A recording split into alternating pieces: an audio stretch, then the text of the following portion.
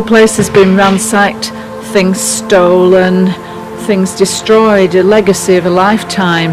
It's just been treated with so much disrespect, and I can't believe what I'm here today seeing. It's just so sad. It's just the end, basically, of the industrial age.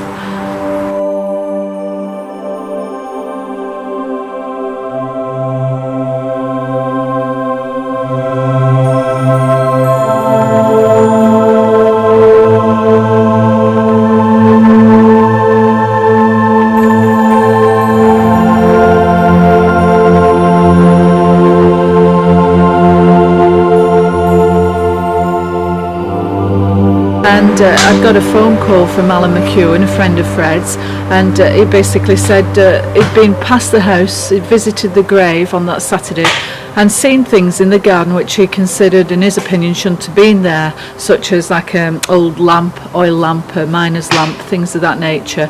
And he said I better go back and find out what's happening. So I took my mum back to Blackpool and picked my son up, came back to Bolton, opened the front door, and sure enough, everything was totally ransacked. They'd gone through all the drawers, all the cupboards, everything had been pulled out. Things, not particularly in the house destroyed, but certainly they'd spent a lot of time in there looking through. I'd say maybe gone back twice and had another look, because they'd even been in the loft, believe it or not.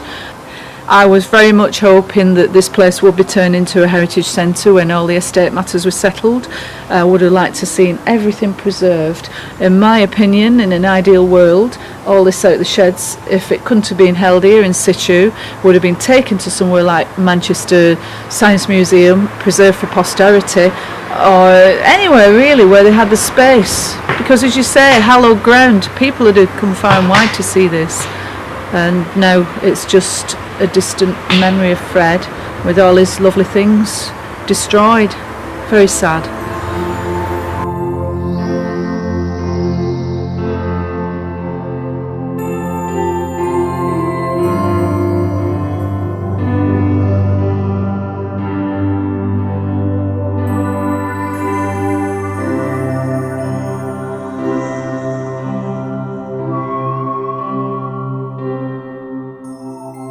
Well, we're here on Boxing Day today to see that the engines are preserved. That means taking them away on a low loader so they can't be subject to any more vandalism, and that's something which must be done very, very quickly. I think if there's any cloud at all which has got a silver lining in this respect, it's that these engines haven't been totally damaged and stripped of all the brass work. You know, we've sustained damage to Betsy, one of the plaques has been taken, but you know, I'm just relieved and pleased that we can move the engines today, and at least they'll be safe. Don't know what will happen to the rest of it. Short of 24-hour security, there's not a lot we can do. Just hope and pray that they grow tired and don't keep coming back.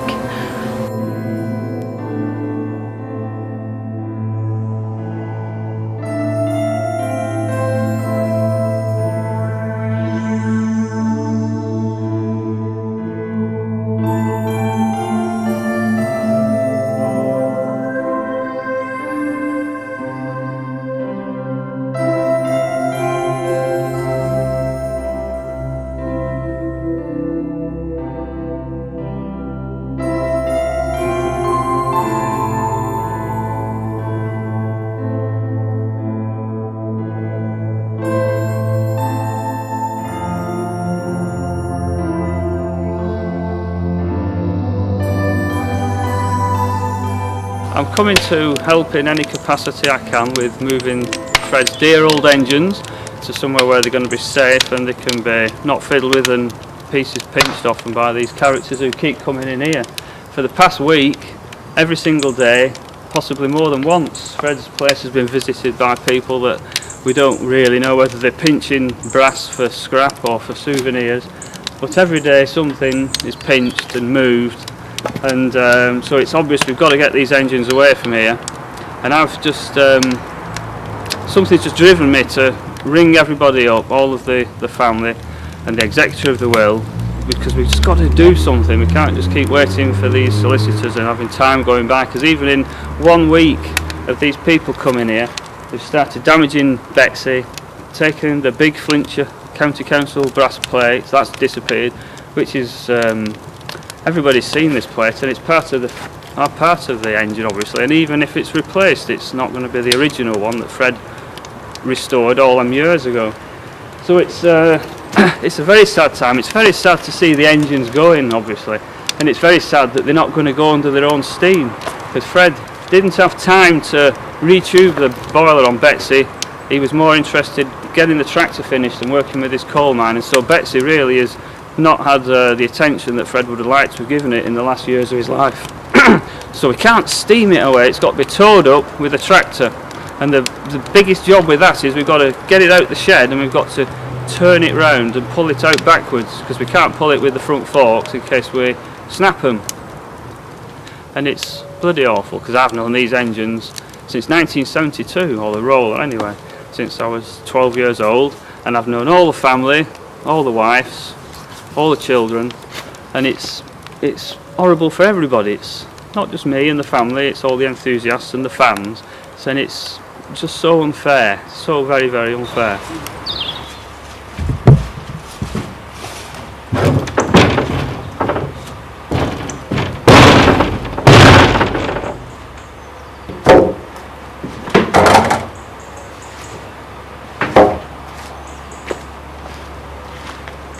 But I'm sure without a doubt this has been the last time that this engine will be here. The roller's been here since 1968, that was the time Fred first bought the roller here. When he got it in 1967, he kept it on a little bit of wasteland on Manchester Road where the Greyhound racing track was. And the very first thing he did at this house was make some gates at the top of the road and dig a few trees out and some roots and make this driveway up to the drive.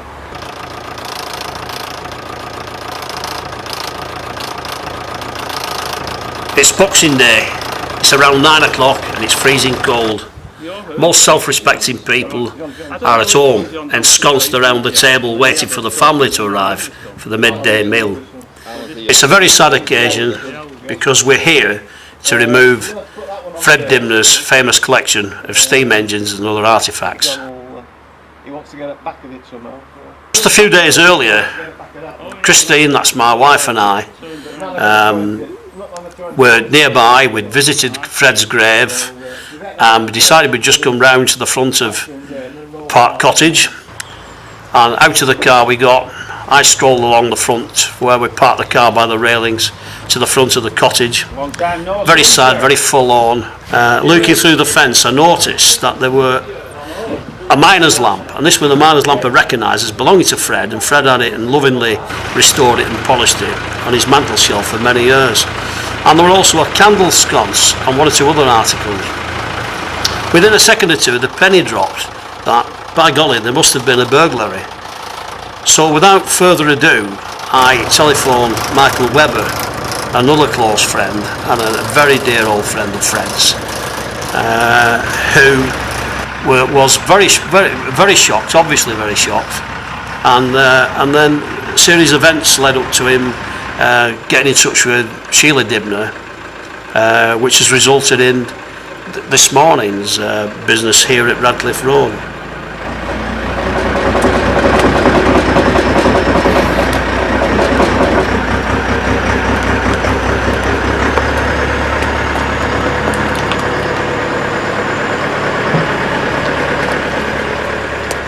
This is the famous old Land Rover, that's the ubiquitous machine. Been in my yard many times, been all over the country. Fred loved this machine. He weren't the best driver of it, I hasten to add, in the world. He didn't like internal combustion engines, but it were a tremendous, hard-working workhorse. And look at Fred's particular style of scaffolding on top of the vehicle itself. This was for carrying his tons and tons and tons weight of ladders and his ropes and blocks and tackle and everything else.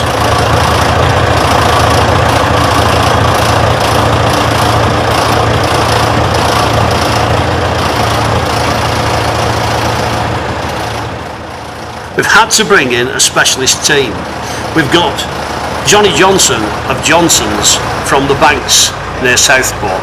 and they're famous at being heavy recovery specialists of heavy goods vehicles and related machinery. They've got all the necessary winches, trailers, tractors, loaders and similar equipment.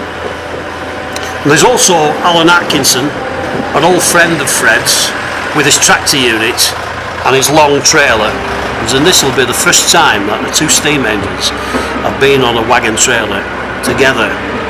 Alan Atkinson were a close friend of Fred, and indeed he carried Fred's engine, the steam tractor, all around Britain during the making of the BBC film Made in Britain, that Fred portrayed as magnificently as he did.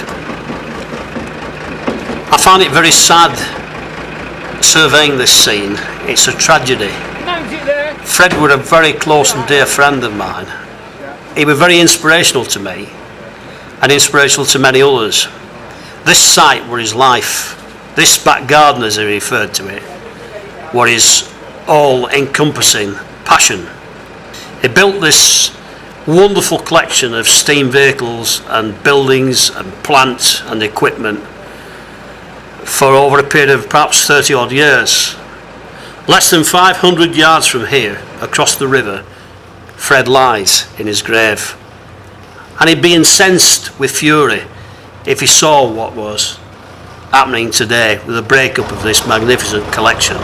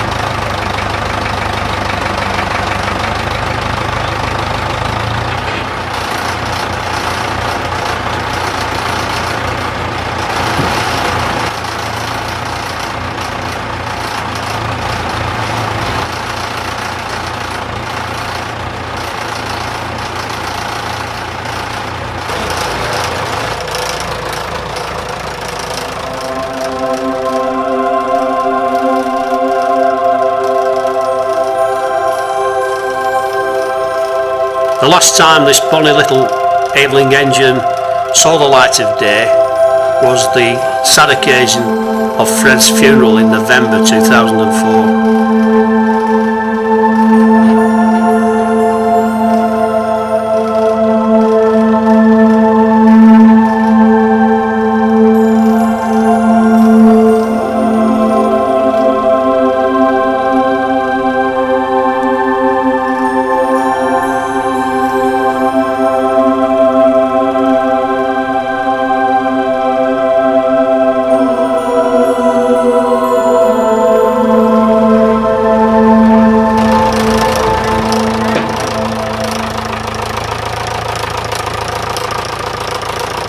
This hauling process is not as easy as it looks.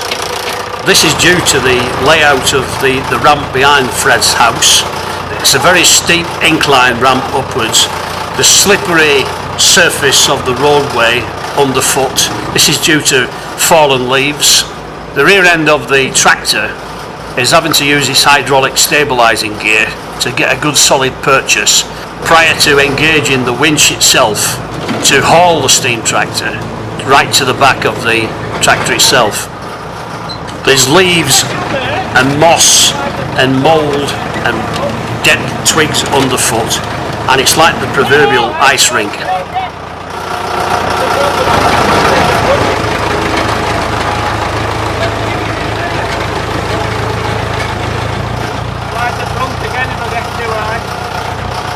This is a particularly sad or poignant scene because I like to see an engine hard at work, working hard against this incline under its own steam power, not being hauled by the power from an internal combustion engine, and Fred would have agreed there wholeheartedly.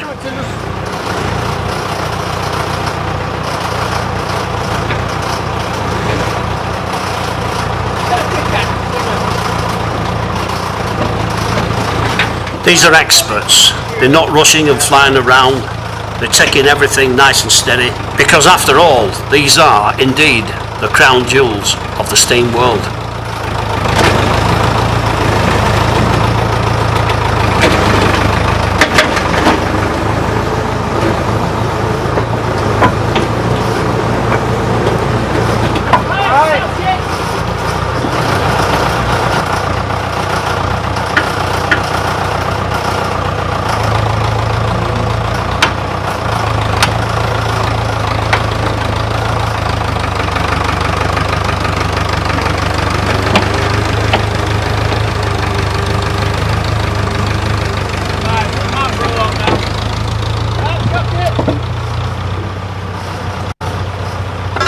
The lads are busily engaged securing the tow bar to the rear end of the steam tractor, which in turn is to be coupled to Johnson's loader, which is going to take up to the rear.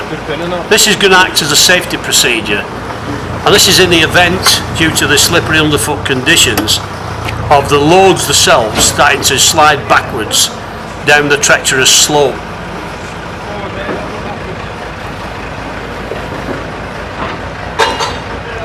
This is a precise operation. These guys are experts. You've obviously got to keep your fingers out of the way. The bar is offered into the clevis and the pin is placed in, and it looks a relatively simple operation, but there's a lot of expertise and timing goes into that.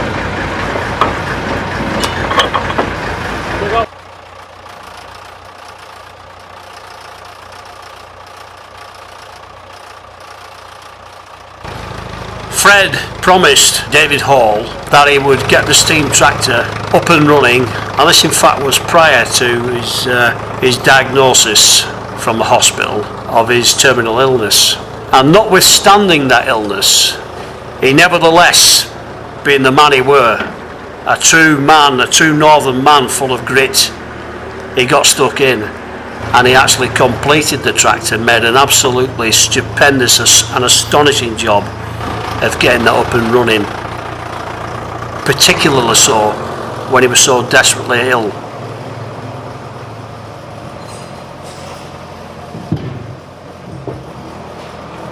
The steam tractor has now been safely delivered onto the surface of the road, with the denuded branches of the trees in the background forming an atmospheric effect. Normally, anything to do with Fred would bring in mass crowds, but today it's just the team and perhaps one or two spectators.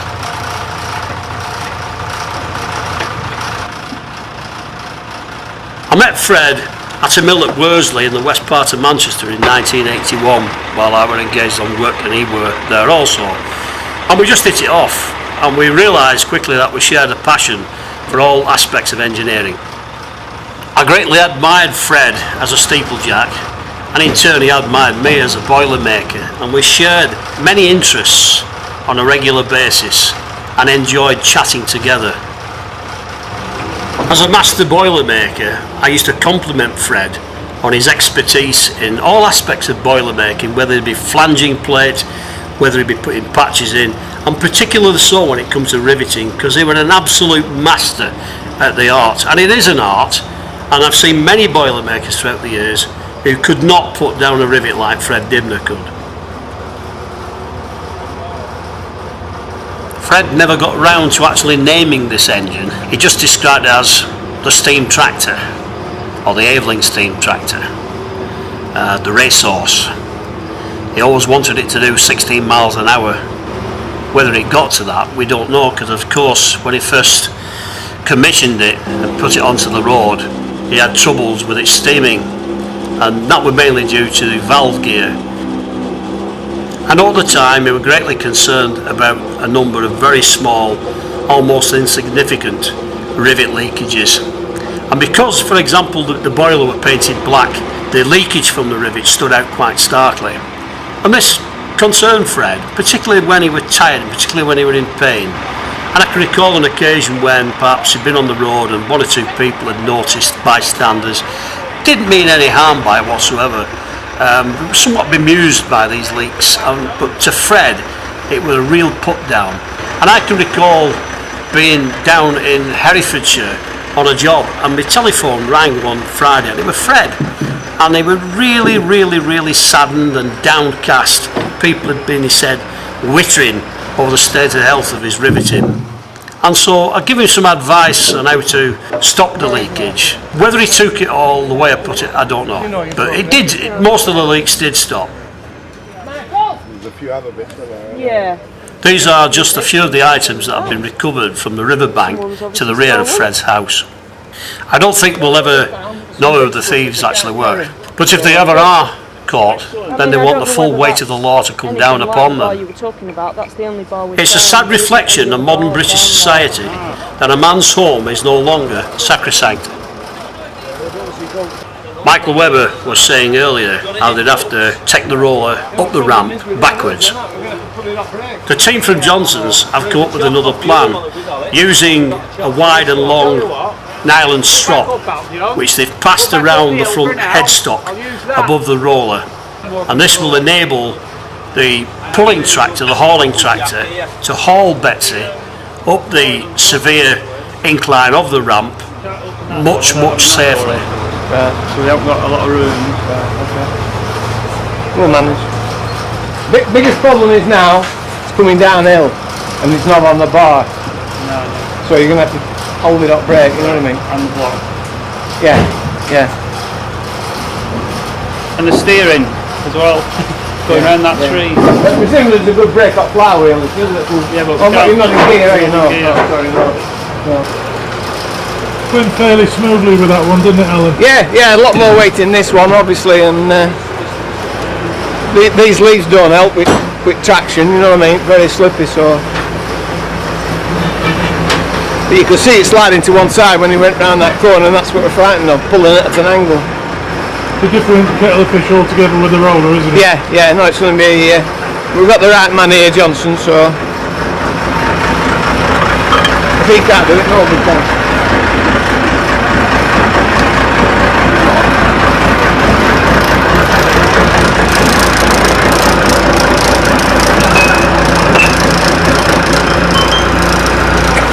How do you think that first one went? Very well. Good as could be expected considering the conditions. How bad are the conditions? It's just a bit slippy with all the greenery about and, you know, the dead leaves and everything.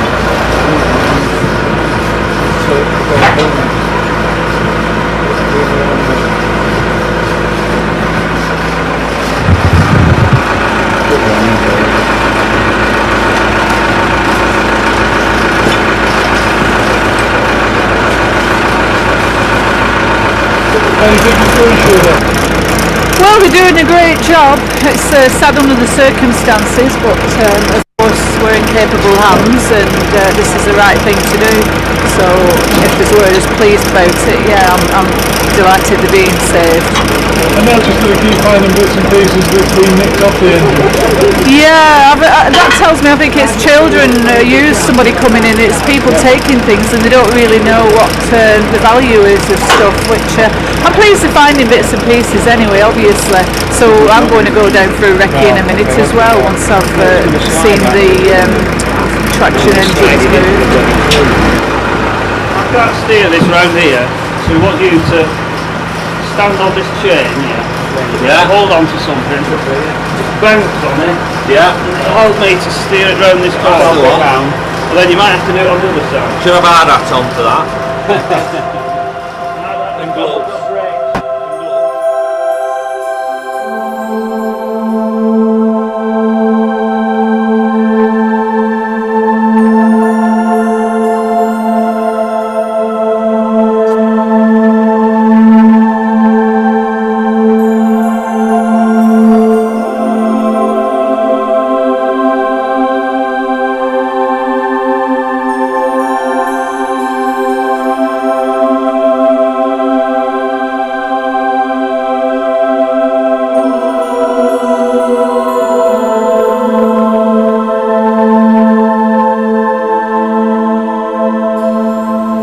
The guy on the right hand side is jumping up and down on the steering chains, and this makes it considerably easier to steer. Michael Webber is attempting to steer this in a very short space, very difficult job to do, but with a guy diving up and down on that chain, it just allows the rollers to turn at the angle that is required.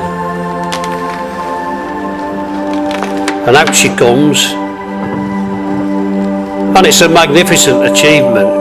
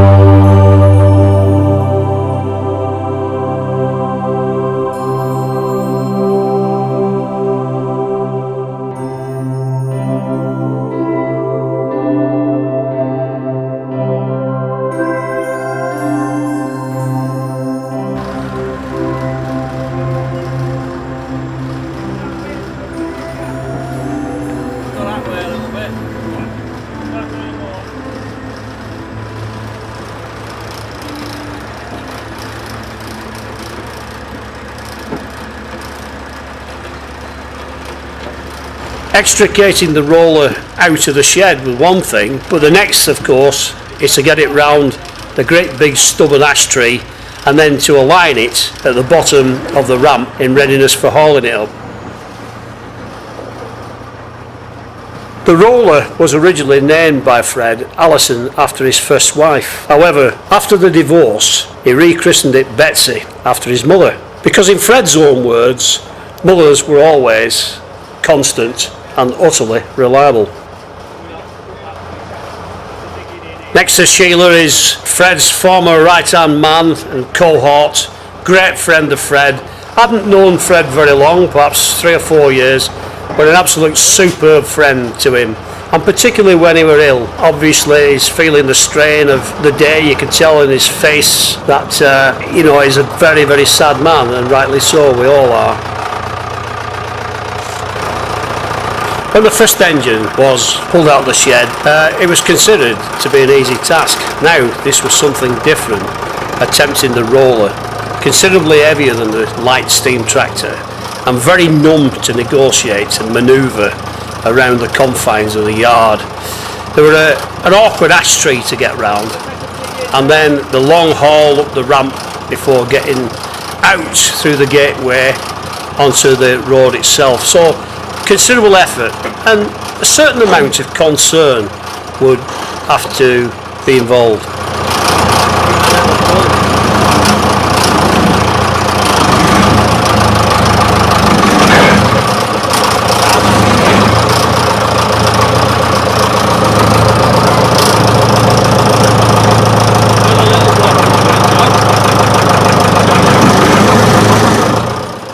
What you can see is the tractor being pulled back towards the roller due to the large weight of the roller itself.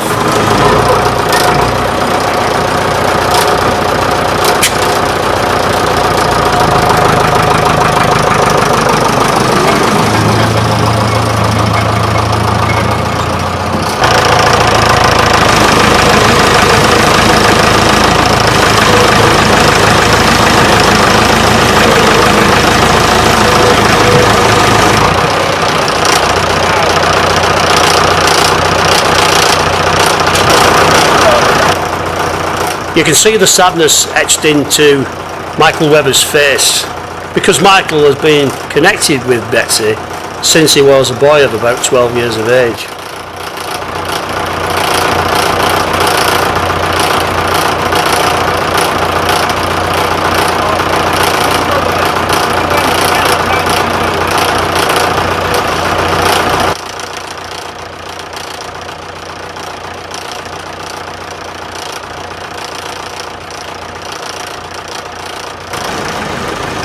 You can clearly see that Betsy is not going to give up without a profound battle, making life difficult for the modern tractor, but nevertheless, undeterred, Johnny Johnson and his team have it to do, and they will definitely do it.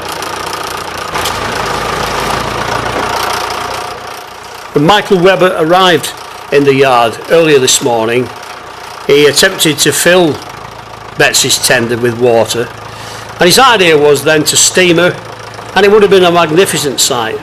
Regrettably, the tubes are badly corroded, and therefore it was unable to carry out the steaming procedure.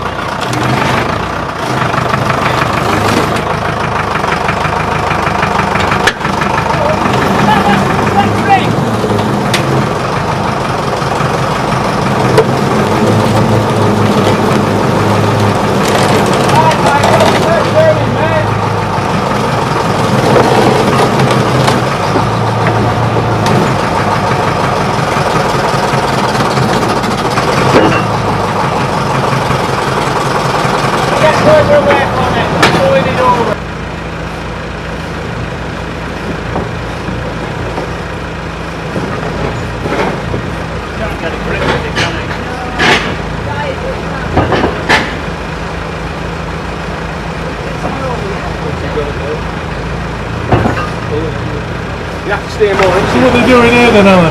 We're going to tie it round. We've got a bad pulling angle here, so we're going to put it round bottom at three through a snatch block to pull at right angle. We're pulling it sideways, unfortunately. So unfortunately, we have a tree there.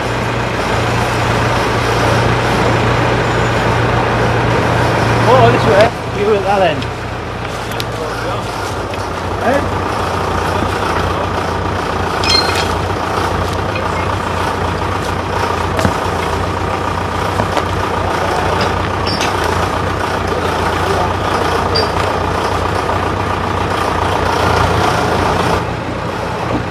Having wrapped the steel hawser of the winch round a nearby ash tree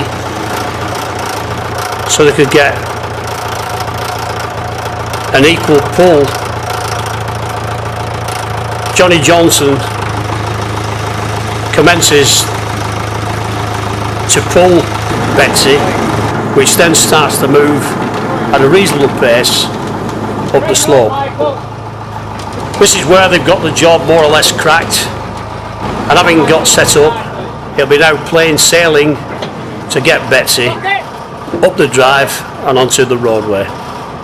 I've been doing winching with my dad over the last 50 years, pulling trees up and the like, so I'm used to using trees as anchors and dead weights and things like that.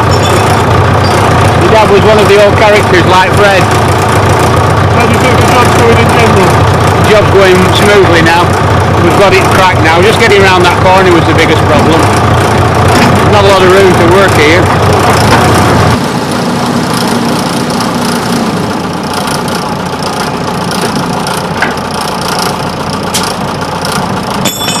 Give him a lift, Alan. Give him a lift to jump them up. Sorry.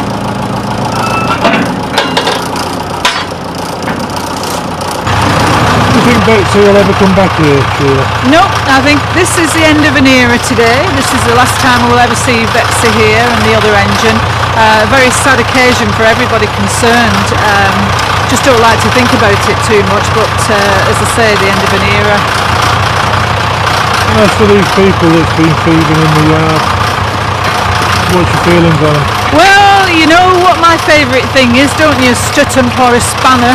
And if I could find anyone that were coming down here pilfering, I wouldn't hesitate other than come behind them and hit them strongly over the head with a blooming iron spanner. I think they're despicable morons and the scum of humanity. These two ladies standing by the gateway are the only two witnesses to the scene that was enacted that Boxing Day.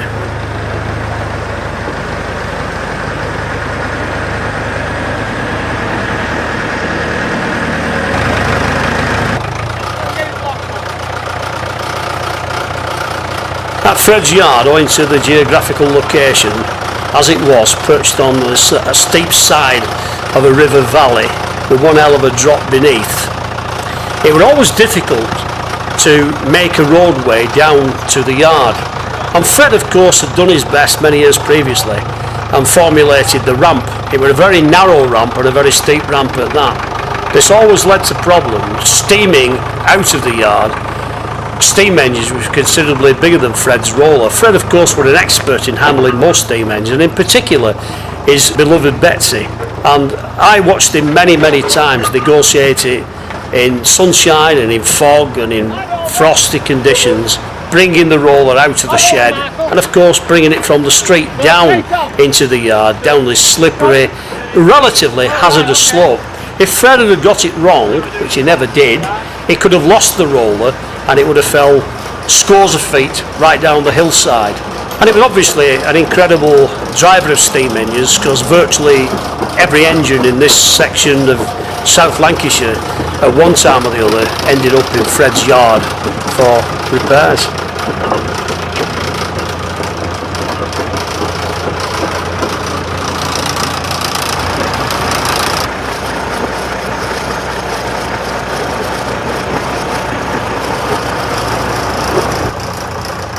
They're backing her up for a straight run onto the trailer.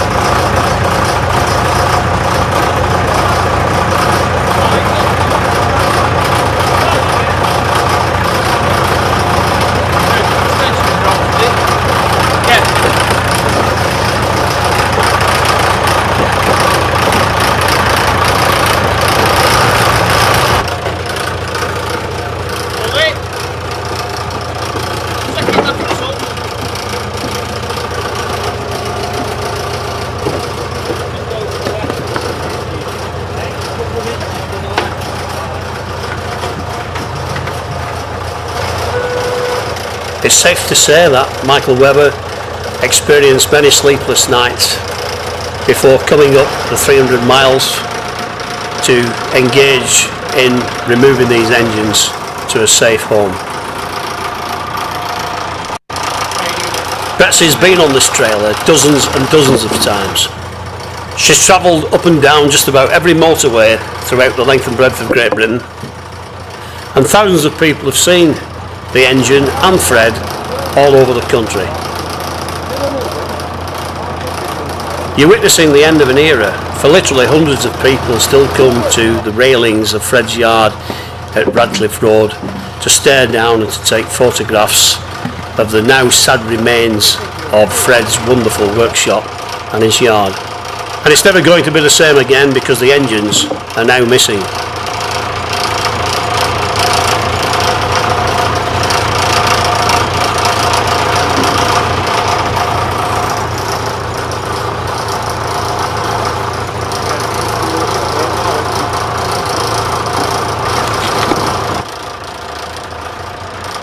This is a delicate operation. Betsy's being pushed from the rear. The team are putting scotches in to arrest the movement backwards. And there she goes, up onto the bed of the trailer.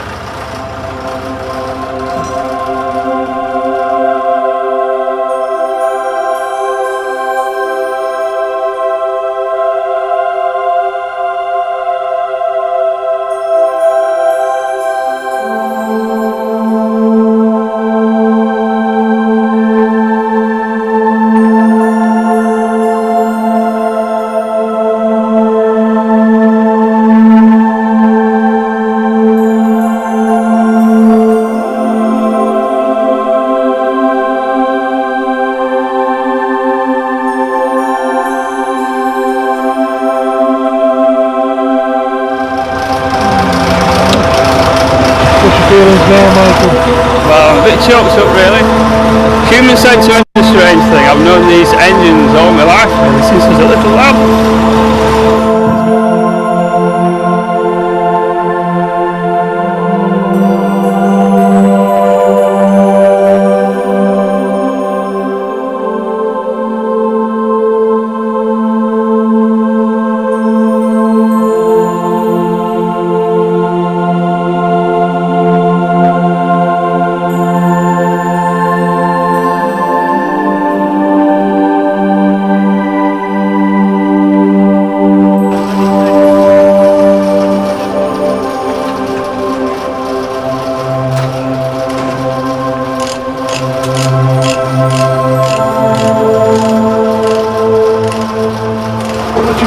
this stage, Alan?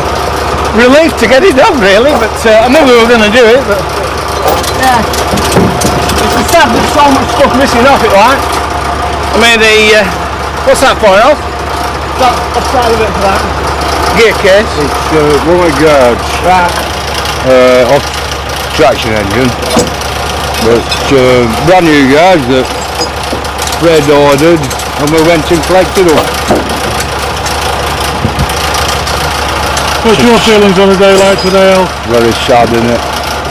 Very sad day. Very sad. For the best though, isn't it really? You can't just leave them. Oh, it's best, it's best for the engines, there's no doubt about that. No doubt at all. We can't have any more damage. Luckily what's been done up to now is just superficial. Bit of cosmetic stuff. We can't let it go any further. But it's still sad. And what do you think of people that come down and rob people like this for their livelihoods?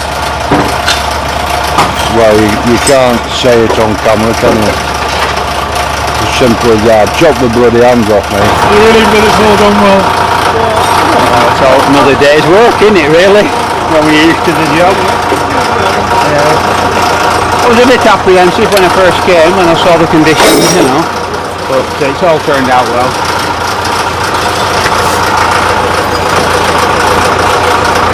What's your thoughts on the people that's caused this to happen? Well, they're hooligans, aren't they, at the end of the day? Well, after a fast buck, aren't they? There's no need for them to do it, but I'm afraid the world's full of people like that now, isn't it?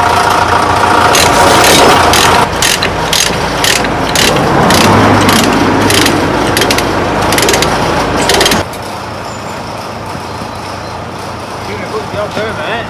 Keep it up. I'll help you when you get to the top.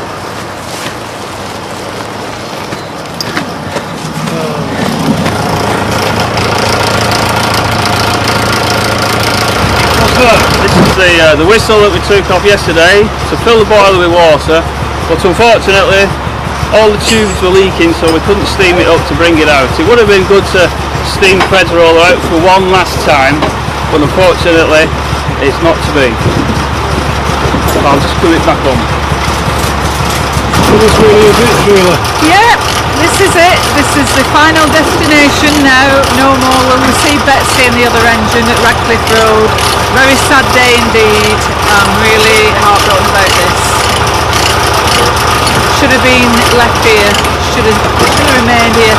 But for mindless vandalism and stupid, irresponsible people, I think Fred's legacy will live on at Radcliffe Road for people to enjoy. Doing a good job there, mate. Keep it up. I'll help you when you get to the top.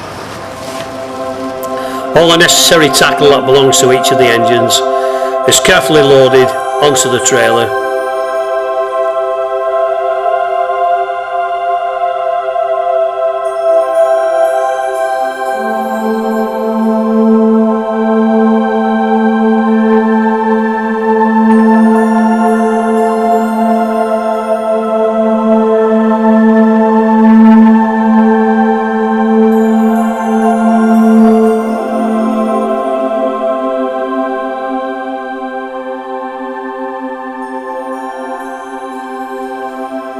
It saddens me profoundly to see the engine sheds empty and devoid of life. For on numerous occasions when visited in the past, there's always been one engine or the other, or projects of Fred on the go, ensconced within.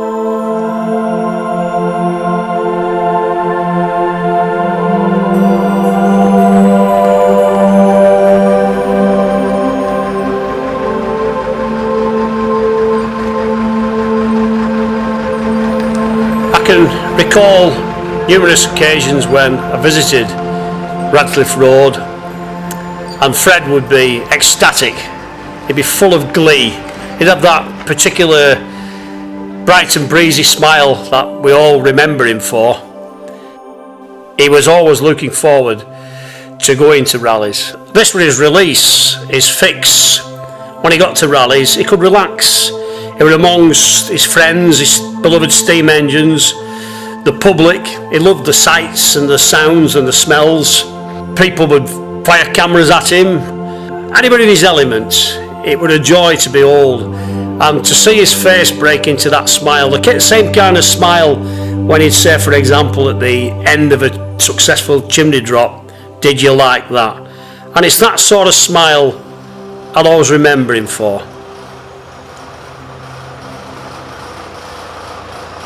The 2 engines have been loaded onto the trailer. Today fills me with a deep sadness, and it truly is the end of an era. But how things have changed, for here we are on a cold, miserable, dank Boxing Day. Fred's 2 treasured engines sat here on the back of a trailer with an uncertain future.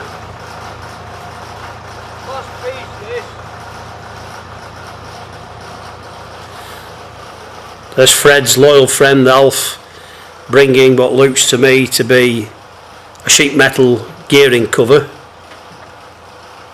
and lovingly laying that on the bed of the trailer to go to its new home. These thieves desecrated Fred's pride and joy, and in particular by stealing from the side the Flintshire County Council plate. This was a plate made of brass, which was like a registration plate, an owner's plate, because originally the steamroller had been owned by Flintshire County Council in North Wales. As often related by Fred, he'd purchased the roller back in the late 60s from a couple of Welsh scrap metal dealers who came from the very north part of Wales. Furthermore, there was a certain amount of damage and evidence of the thieves apparently trying to remove some of the workings and some of the fittings on the other side of the steamroller, and also a certain amount of items were missing from the tractor. Down the yard in the little shed which housed the Bennis Stoker stationary steam engine with a nameplate Caroline named after one of his daughters, this was found to be missing also, and evidently it was sent to a scrap metal yard somewhere in Greater Manchester, and possibly now has either been smelted down or adorns the fireplace of a dealer.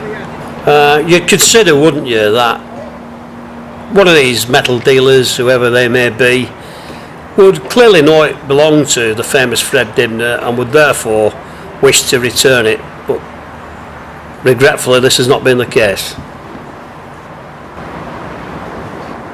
So where are they going now, Alan? Well, they're going back to Preston. I have a couple of steam engines myself. One will live with them, and the other one will live with a colleague of mine who's going to look after it in his premises. Like, you know, I can't get them both in, unfortunately. So, but that's the first time they've been together on a low loader before. So, I mean, Fred wasn't a low loader man to start with, but when he became famous, it was obvious he had to. If he was going to travel from one end of the country to another, he had to use low loaders. So. But that's the first time they've been. Well, I didn't do it all. No, I mean, I was just telling Sheila a funny story that one day he rang me up and it was like a Friday afternoon about 3 o'clock, and he asked me would I take him to Bishop's Castle. And I said I'll go and get me diary. He said, "What do you want your diary for?" I said, "I want to go now." Low loader's turned up for me and he can't get it on. It's too steep a ramp, scary fire. So I had to go there and then and pick him up and spent weekend in Bishop's Castle, which was very pleasant, you know. Is it tinged with sadness for you that they're leaving the home? Yeah, I mean, sadness as well that stuff's been robbed off them, you know. There's quite a bit of brasswork and copper robbed off them, but yeah, it's been a sad affair all around, you know. The main thing is we've all acted fast, haven't we? Yeah, I mean, it's the most interesting Boxing Day I've ever had, like, you know. I mean, they did ask me to come and do it on Christmas Day, but I drew the line there, but yeah. We'd have been killed, wouldn't we? I'd have certainly had a divorce on my hands. Yeah. Well, it's another safe journey. Yeah, thanks very much. Thanks for your help, anyhow. You know, I can't believe how professionally and well the job is. Well, that's down to Johnson's. That I'm only transporting them, but he's the man who's pulled them out for us, you know. So it's Johnson's are the people. So, did a good job. Yeah. Okay. Thank you. So here we are at the end of a day that I thought I'd never see in my lifetime. Fred's 2 engines leaving their home for the very last time.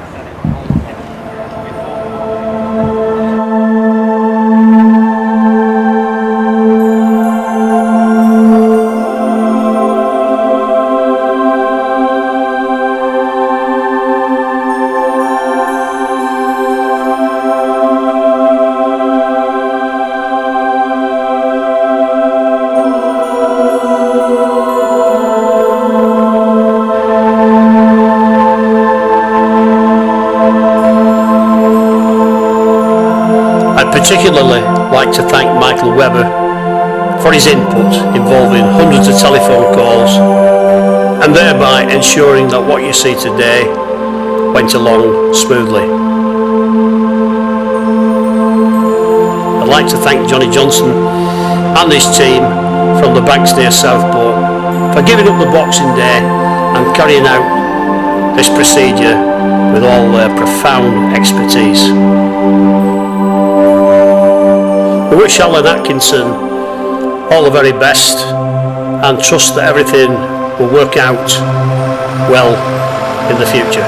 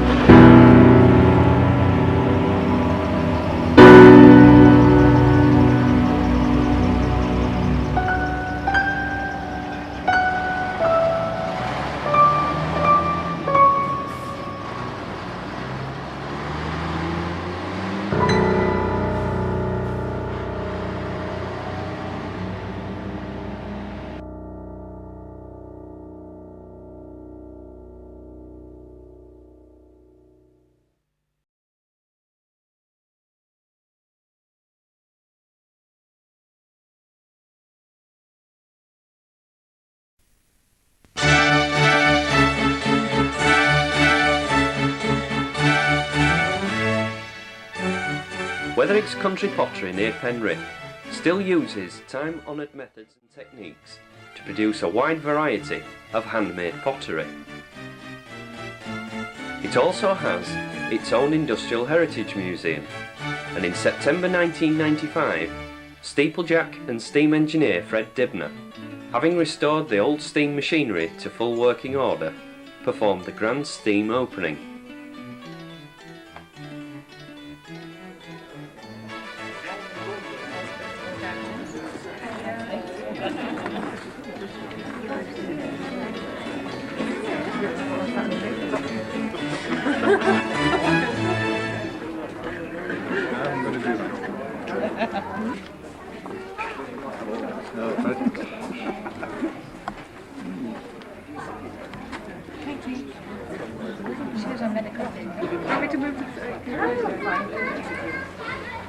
On behalf of Weathering's Pottery, I'd like to thank you all for being here today and for joining in the celebration of the restoration of the steam to the engine and to the Blunger.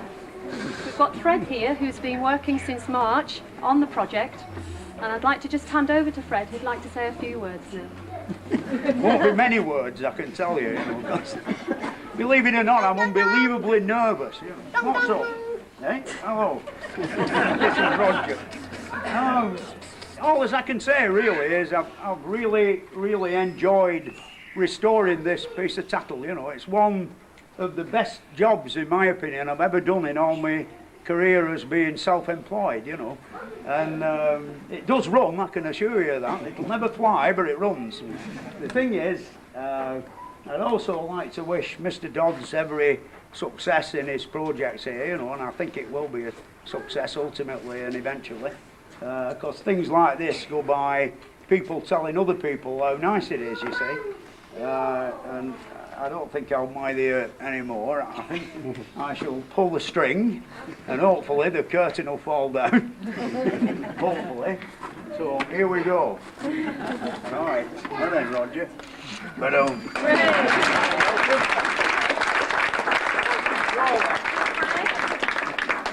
on behalf of everybody here, we've got a little thank you for you. Oh, Well, it's Sue here. Where's Sue? where's she gone? Roger needs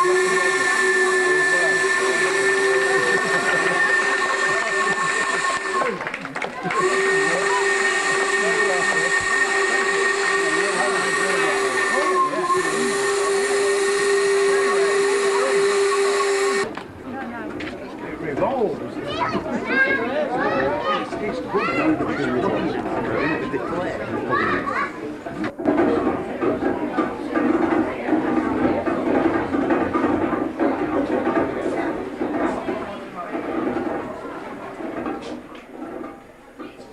This is the Blunger, a device into which weathered clay and water are mixed to produce a smooth slurry, from which ultimately a suitably manageable clay is formed to make the pots.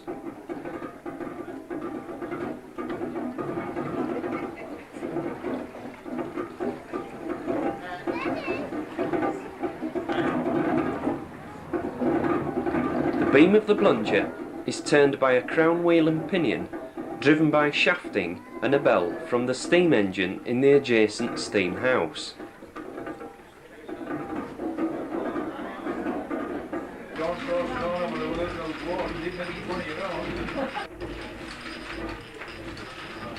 The single-cylinder horizontal engine, made at the turn of the century by W.C. Holmes of Huddersfield, was installed about 1970 and replaced an earlier, larger engine.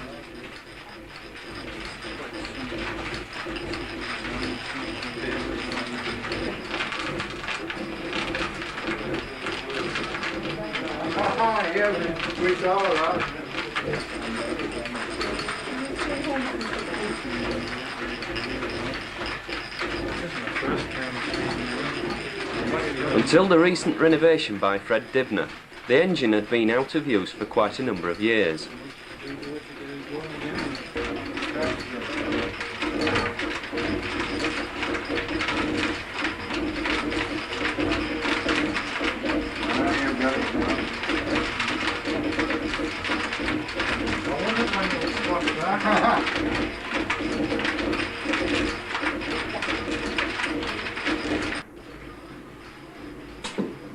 The steam to drive the engine is produced by this vertical boiler.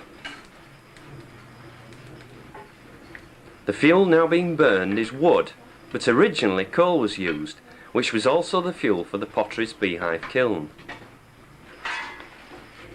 But the coal deliveries ceased when the local railway line closed in the 1960s, and the kiln could no longer be used.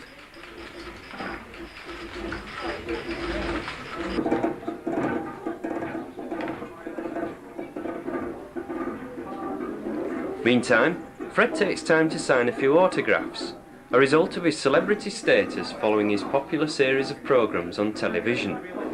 Yeah, we're not going to want to point it to you. You can only do it so far, you know, that it's... Oh yeah, the thing is old.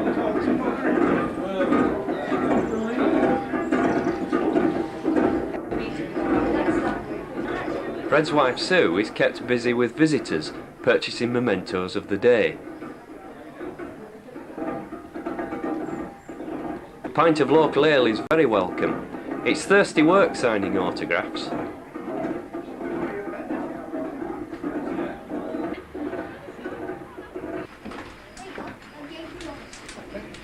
Fred's son Jack helps to keep the boiler fed.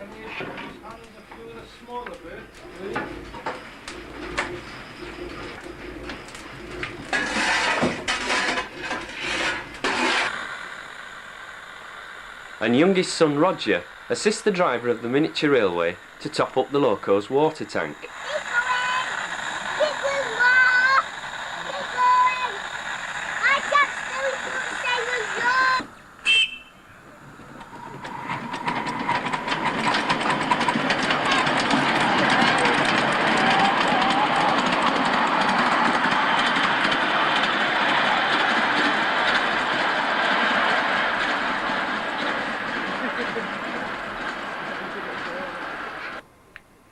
One day, I suspect Roger will be a steam engine driver too.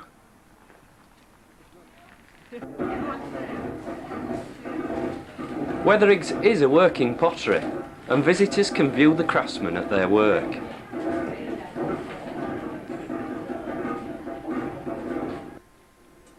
As well as the steam plant, the Heritage Museum includes the old beehive kiln. Visitors can examine the interior of the structure to see how the pots were stacked, ready for firing at a temperature of 1000 degrees centigrade. So now with steam, and thanks to Fred Dibnah, we can enjoy the sight and sound of a working Blunger at Weatheriggs Country Pottery.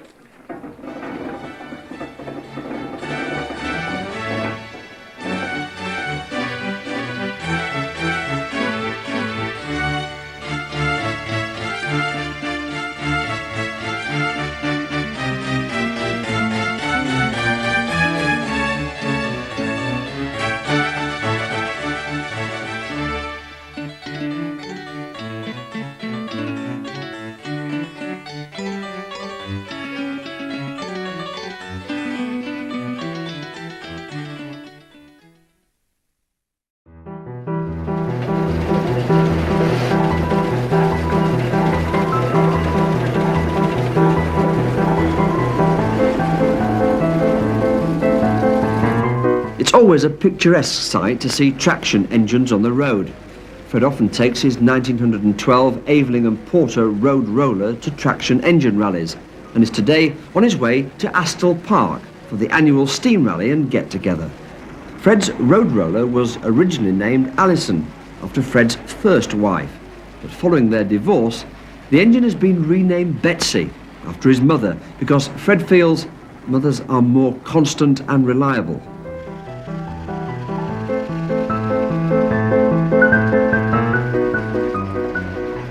Steam traction engines have to make regular stops to fill their water tanks. Many drivers, as they travel along, stop to fill up with water at fire hydrants, which are found along the roadside. Okay then, Fred, turn it on. Stiff, isn't it? It is a stiff one, isn't it? I think it's coming down the pipe now. We'll soon be with you. There's a good kink in it there. And here she comes. Pressure can't be very great or Here she comes. It would fire through, isn't it? I can a bit faster than that. To take water this way is technically illegal. But Fred considers he's doing a public service by testing the hydrant and unblocking it. As he explains, You're doing the local water authority a service, and the fire brigade as well, because imagine if your house were over there and sometimes these hydrants are full up to the top with muck, you know, and when we stop, we've got to dig all the muck out before we can get some water out of it. And if your house were burning down day after, and the fire brigade arrived and we hadn't stopped there before, there'd be precious minutes wasted when all your valuables were being melted down, you see. The thing is, I can't see why anybody should argue, you know, about us just pinching a few gallons of water. I mean, we're very good for the tourist trade as well. And also, sort of, you know, the lad who just gone by with his engine, he were in the middle of Lancaster one day and he snapped one open and top come off. And it was belting up in the sky about 20 feet, you know, and so water everywhere. Sent him a bill for 20 quid, I think, or something.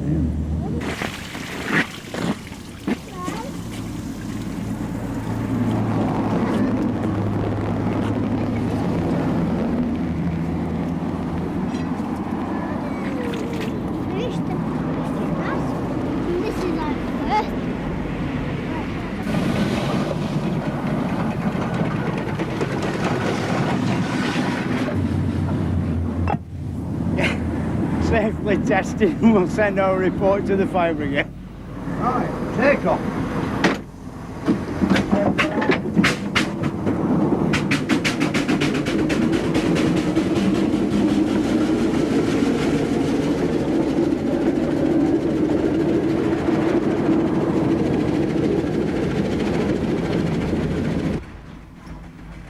Fred loves an excuse to take his traction engine out on the road and enjoys the journey to the rally as much as the rally itself.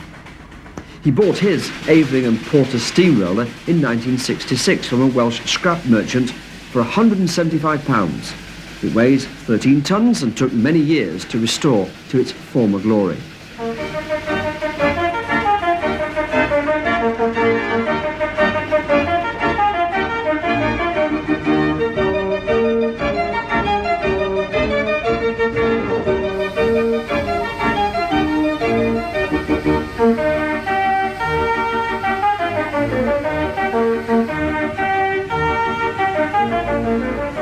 There are a great many traction engines and exhibits at Astle Park this year, and whenever you see Fred, he's usually accompanied by his young son Jack.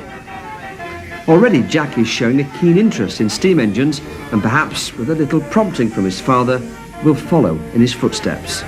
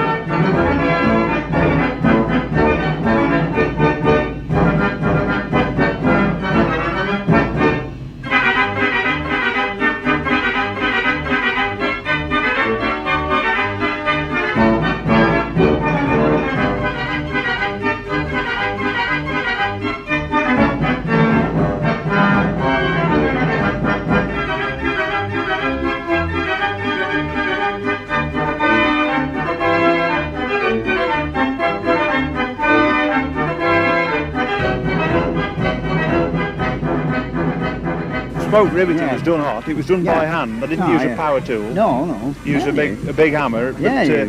You've but it was well, a job. Right. And I must have chose one of the hottest days of the summer to do it last year as well. Oh, it's not much fun, is it? The riveting job. No, it ain't. And firebox, is that all, done like a proper one, No, it's welded. The whole boiler's welded. And the rivets that you can see on the side there, they're dummies just for the effect.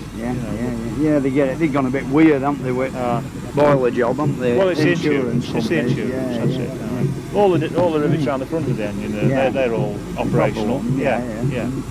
And they were done hot as well. Cylinder blocks a bonny job, How did you manage that? Well, it was a casting that was available, so I didn't have to do the casting. But some of the machining I could do, some of it I couldn't. So I've got a friendly engineering company to do some of the big machining for me. There's plenty of them about. There is. Well, when they see what you're doing, they're quite happy to give you a lift a lot of them. That's right. Oh, yeah. I've experienced that lots of times with my little efforts, And I think it's your approach to people as well, if you approach them in the right manner and don't give them any flannel, they tend to respond to you. What you've got, I made a fatal mistake a week or two back. I had gear selector off my tractor. Aye. And I thought I'll get the spindles metal sprayed.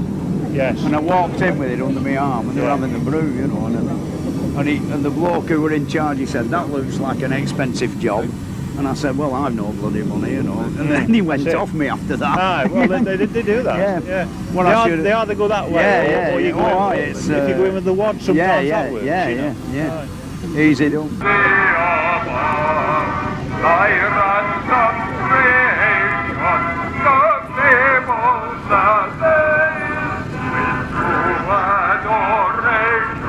Come He's a good singer, isn't he? Yeah, he's quite a boy, eh? Bit of a wisecracker. I'm getting too old for it, really, you know. It's sort of the first 20 years are the worst. Such dirty things and all, and spew muck everywhere off. As soon as you finish cleaning it, it's as bad again after the first journey. So why do you do it then? Well, I like it. It's sort of a love-hate relationship.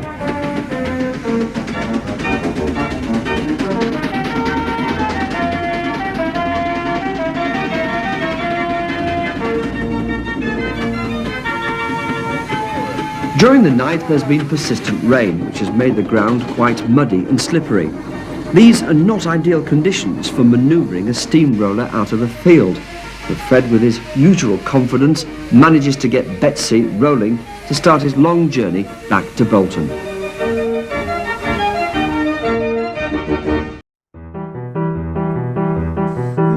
Well, basically this is sort of a packing that keeps the ladder off the wall of the chimney, so there's room for your boots to go through, you know, on the rungs of the ladder. There's two schools of thought in this. One that, tying them on with string is time consuming and all that, which it is. But the thing is, when it's being pulled up the side of the chimney, by my mate here, and it bangs against something, it only busts the string, you know. Like the other school of thought is have a metal construction that's bolted to the ladder, which when that hits an iron band or something like that, it busts the bloody ladder, you see. String is cheaper than brand new ladders. So, but it does take a bit of time for tie them all on. Yeah, that's the only problem. Right. It's got to be just underneath the third rung, so there's room for your boots. They've just got to be just underneath the third rung, so there's room for your boots there. If you tie it on there, it's amazing how it gets in the way. It's in the wrong shop because there's no room for your feet.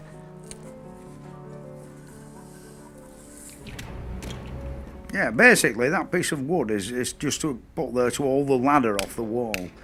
Here we are drilling the first hole in which there is an hole actually there that's just been pointed up, to knock in the first dog, which will be the hole fast at the base of the first ladder, as you might say. Then goes the plugwood, which, as you can see, it doesn't go in very far, but it's quite far enough, it's quite safe. And that's what's termed as a dog. Then I'm going to knock in now. And the next stage is to the piece of rope. It's called a lashing, and it's a piece of rope about 5 foot long with a loop spliced on one end, as you can see. The next stage is to prop up a ladder and climb up it as though you were going up to clean the bedroom window. And then about 5 feet from the top of that ladder, you drill another hole, but in our case the hole's already there. You drill another hole as plumb and straight above the one below as you can get it, and insert another piece of plugwood and another dog.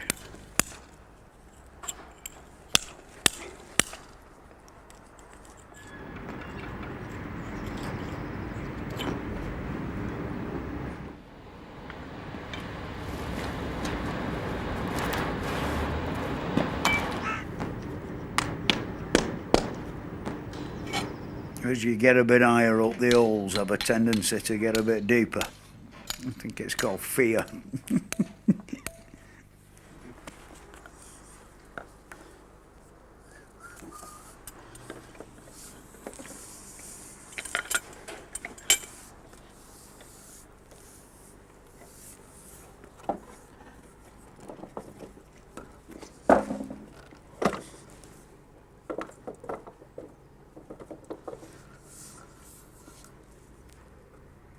Here you see the first ladder is in position, and I'm about to tie it onto the bottom dog, or the bottom hole fast, which you know, that's where the beer belly comes in handy. It's sort of round the hook, round the side of the cheek of the ladder, under the rung, round the hook, round the other cheek of the ladder, round the rung, and then back round the rung below, and a 12-inch on, and that's got it fast. It will not come off. And the thing to do also is use as much of the rope up as you can, because in a gale the ends start to blow about, and the whipping comes off the end of the rope, and then you've got one with like a cat o' nine tails end on it, you know, blowing about in the wind. That is the pulley wheel to pull up the next ladder. Here the next operation is to tie the ladder to the top dog, or the top holdfast that you've just knocked in, without tying it to the haulage rope, you know, because you sometimes, if you're not paying attention or you're trying to talk to somebody who's mithering you on the floor, you end up lapping it round. You see how easy it would be to lap it round the haulage rope. Yeah, that's it. That is now, the bottom ladder is now firmly fixed and as good as it'll ever be to the wall of the chimney. And the next operation is to climb up to the top of that ladder and sit astride the top iron rung and reach up as far as you can and drill another hole in the brickwork, which of course it's very easy for me here, because having done this thing about 7 times before and used exactly the same holes every time, I know exactly how far I'm reaching and where I'm going, and it's quite an easy operation to keep the whole stack of ladders in a very straight line.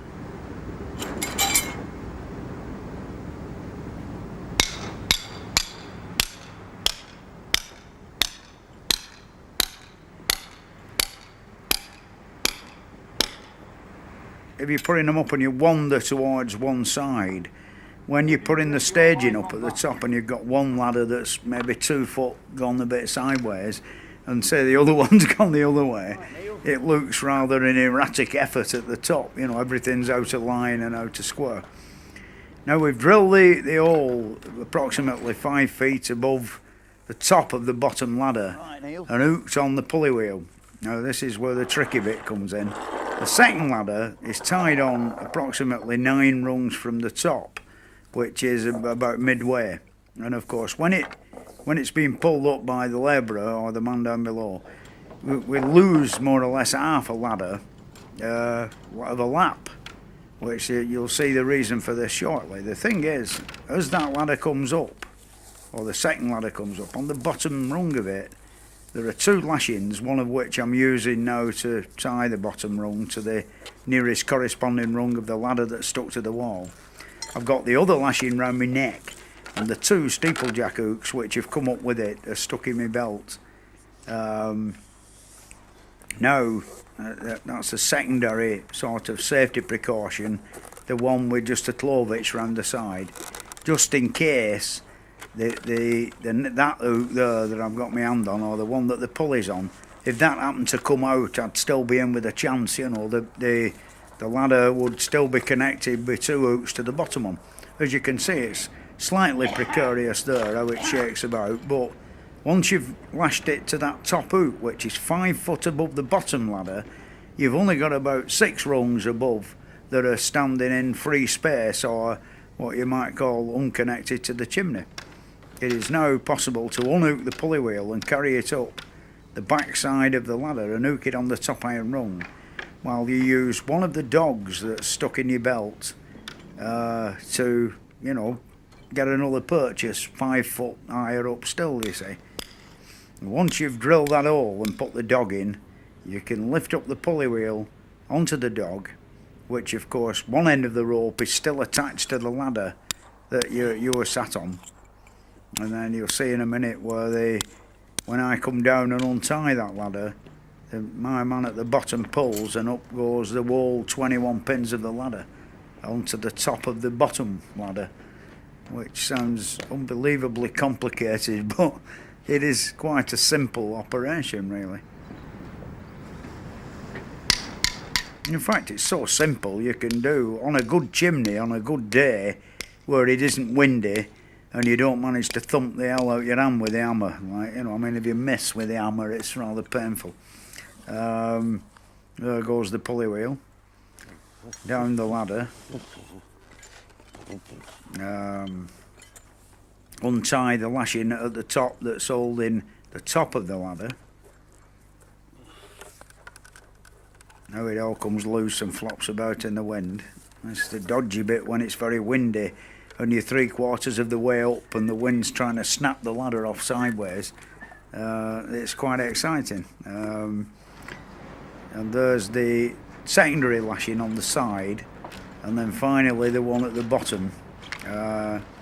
When you've released it at the bottom, it's at the mercy of the man on the floor and the wind. Sometimes it's rather awkward when it's very windy and the ladders start twisting round the rope, you know, that's pulling the thing up. Now it's now in the right position for fixing onto the sockets at the bottom, and of course you see how close to the top hook that you know, it's being held against the wall by the man on the floor. Very important that the man on the floor is you've got his whole concentration all the time, you know. That's why it's better using an older man than a younger man who has a tendency to wander off looking at ladies' skirts and things like that. Because if he disappears, you fall off.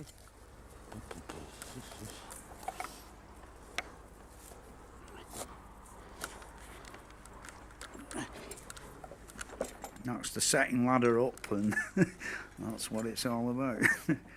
Well, almost up.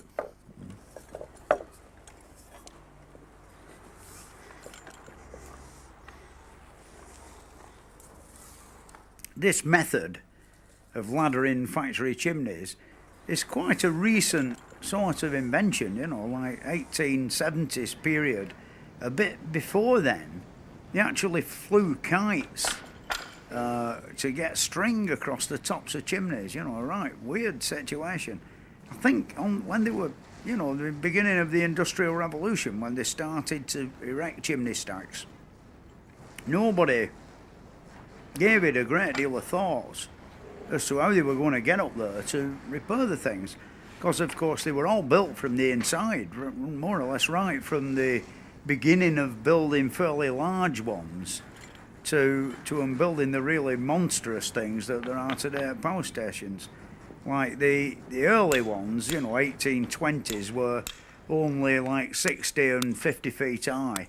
And of course, you know, they could build them with a conventional scaffold round the outside because they were of no great girth, you know.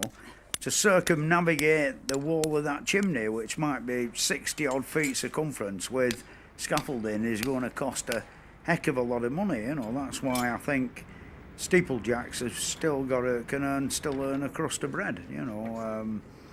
It is one of the good and reliable ways of getting up there, you know.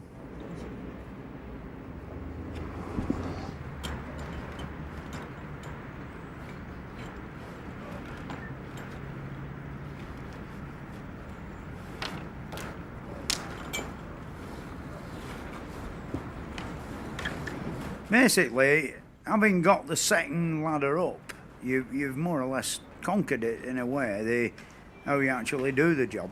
The thing is, you just keep repeating the process, 9 rungs from the top, 2 lashings on the bottom and 2 dogs, and up it comes, and all as you're up there with is your hammer, your chisel, the plug wood, and the end of the pulley wheel and the rope. The important thing not to do is let the rope run through the block and go tumbling down, which means that you've got to come down and get the end of the rope and carry the thing up, which 200 foot of hemp rope is fairly heavy, and by the time you've got back to the top with it, you're getting a bit out of breath. The other thing is, the higher up you get and the harder it gets, you know, because of course the guy at the bottom has got to pull the ladder up further and you've got to send the end of the rope down further. You know, so the progression towards the top as you get higher it slows down a bit.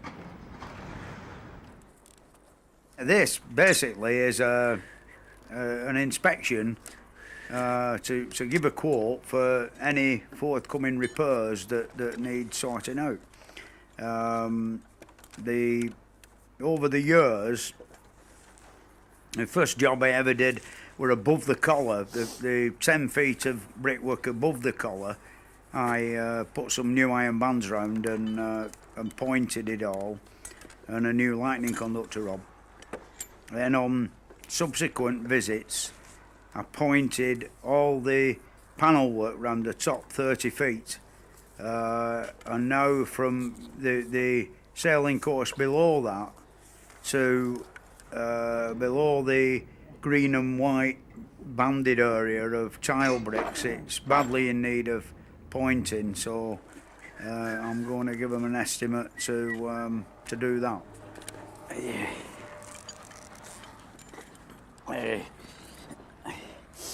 That's a bit of old-time Steeplejack's plugwood, you know. Him who knocked that in there will be dead and gone, without a doubt.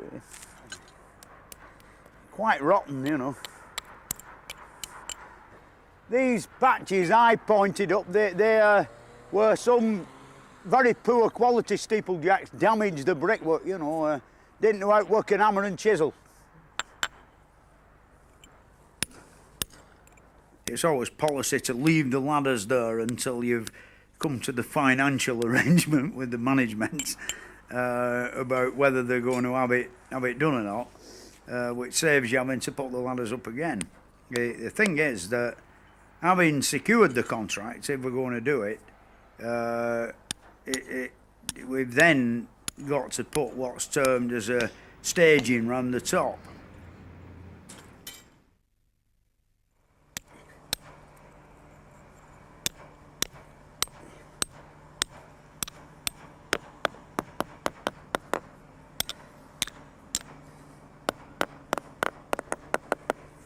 You hear it how it's addled hollow, you know. It's a shame, really.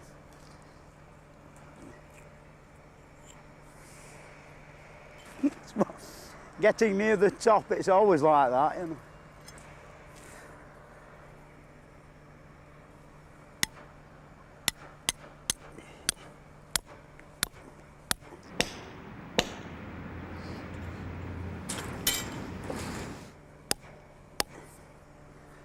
I think this time a few iron bands might be called for, you know, to screw it together a bit.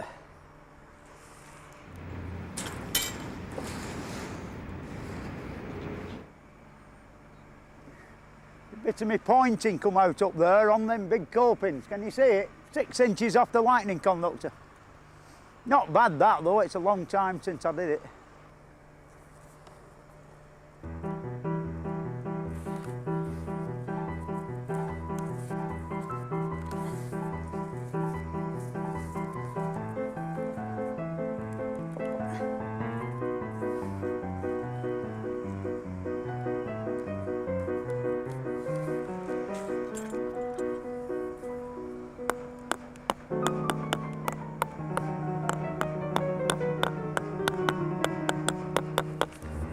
Some of them are loose.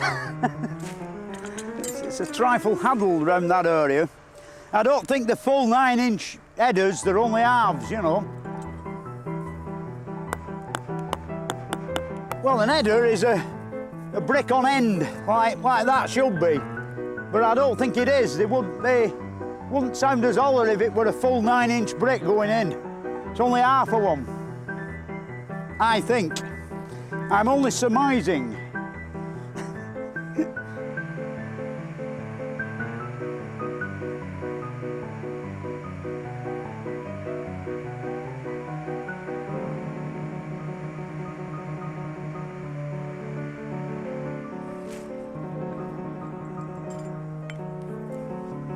These are my dog holes that support my scaffold when I'm putting the scaffolding up.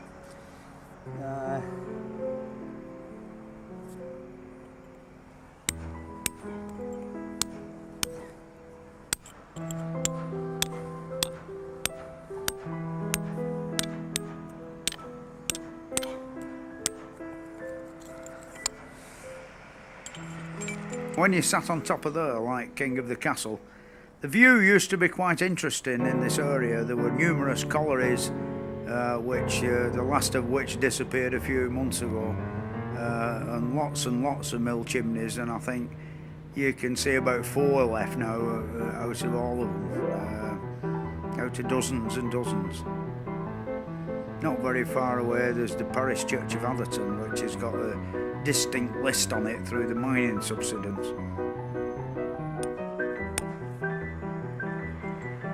Well, that's it now. We've nearly conquered it. The north face of the Eiger.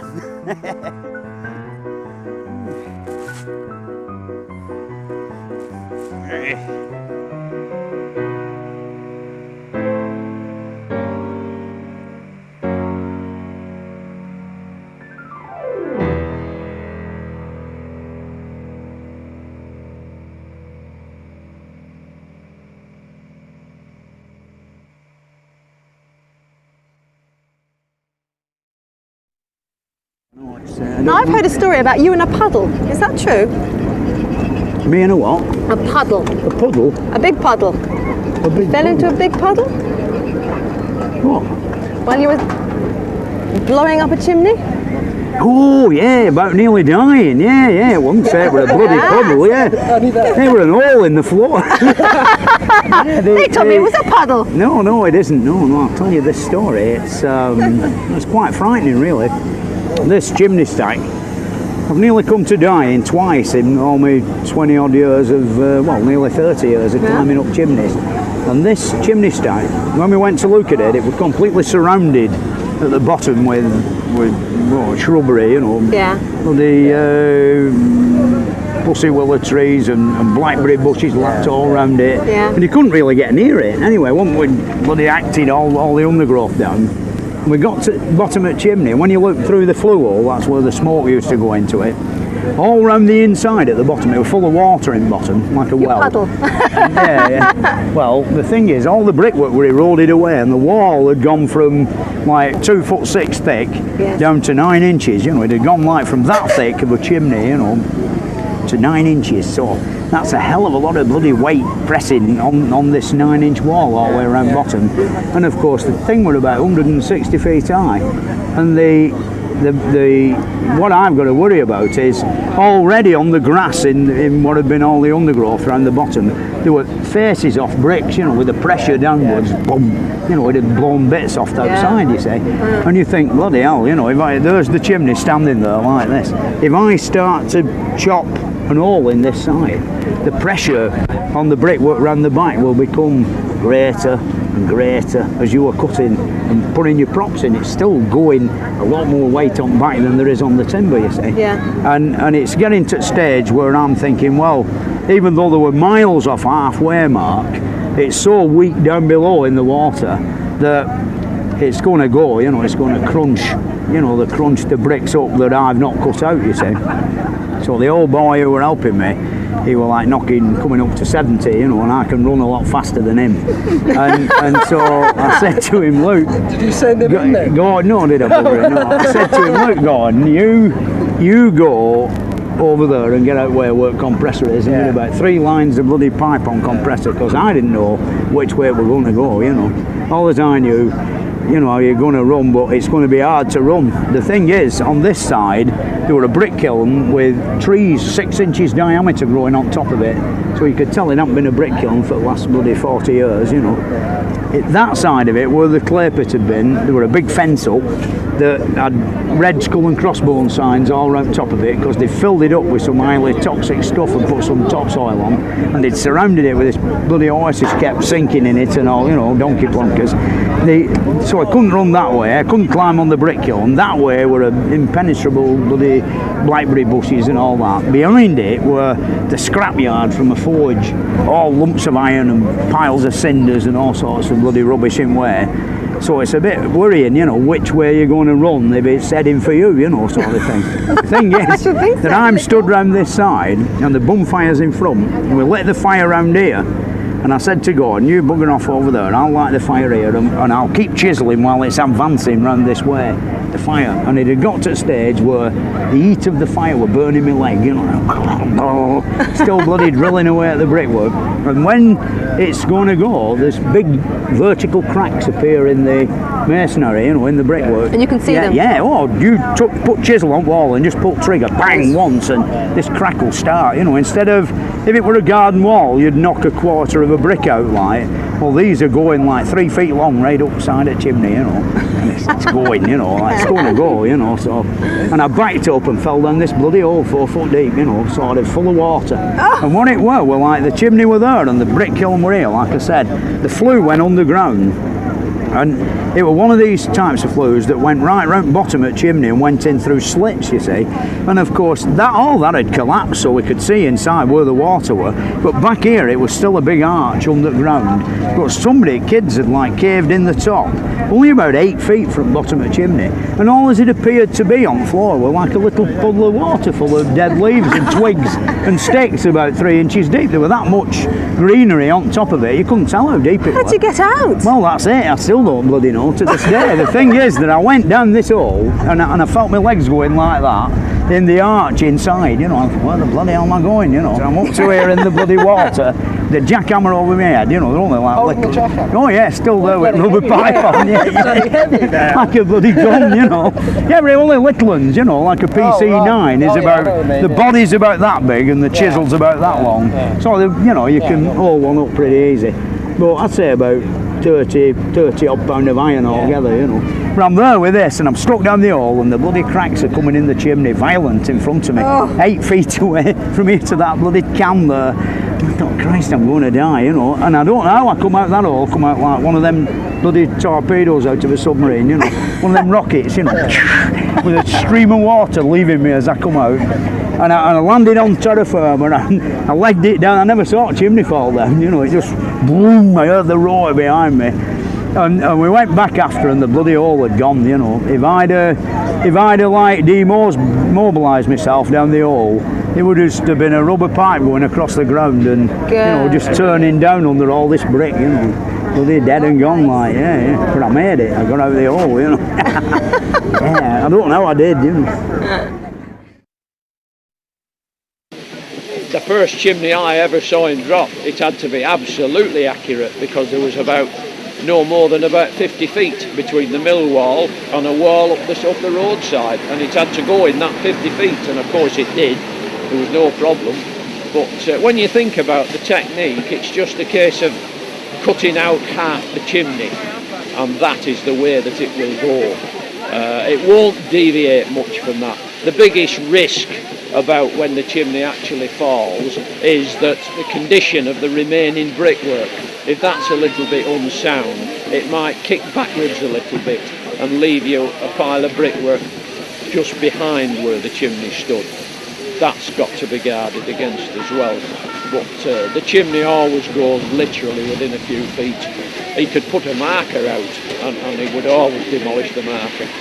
The chimney represented the age at which he was, like he many times used to say, he was born 70 years too late. A smoking chimney represented industry as far as Fred was concerned. Now once it stopped smoking, then of course its days were numbered, and he would have much preferred to be called in to give it a coat of overhaul or a coat of looking at for the purpose of bringing it back to life with something going on down below. But that wasn't to be, of course. I mean, he realised that the chimneys, to use his phrase, that used to stand up like blades of grass all over Bolton and lots of other industrial towns in Lancashire, were obviously being thinned down as the years went by, and he realised that he might as well offer the service of demolishing them, because if he didn't, somebody else would.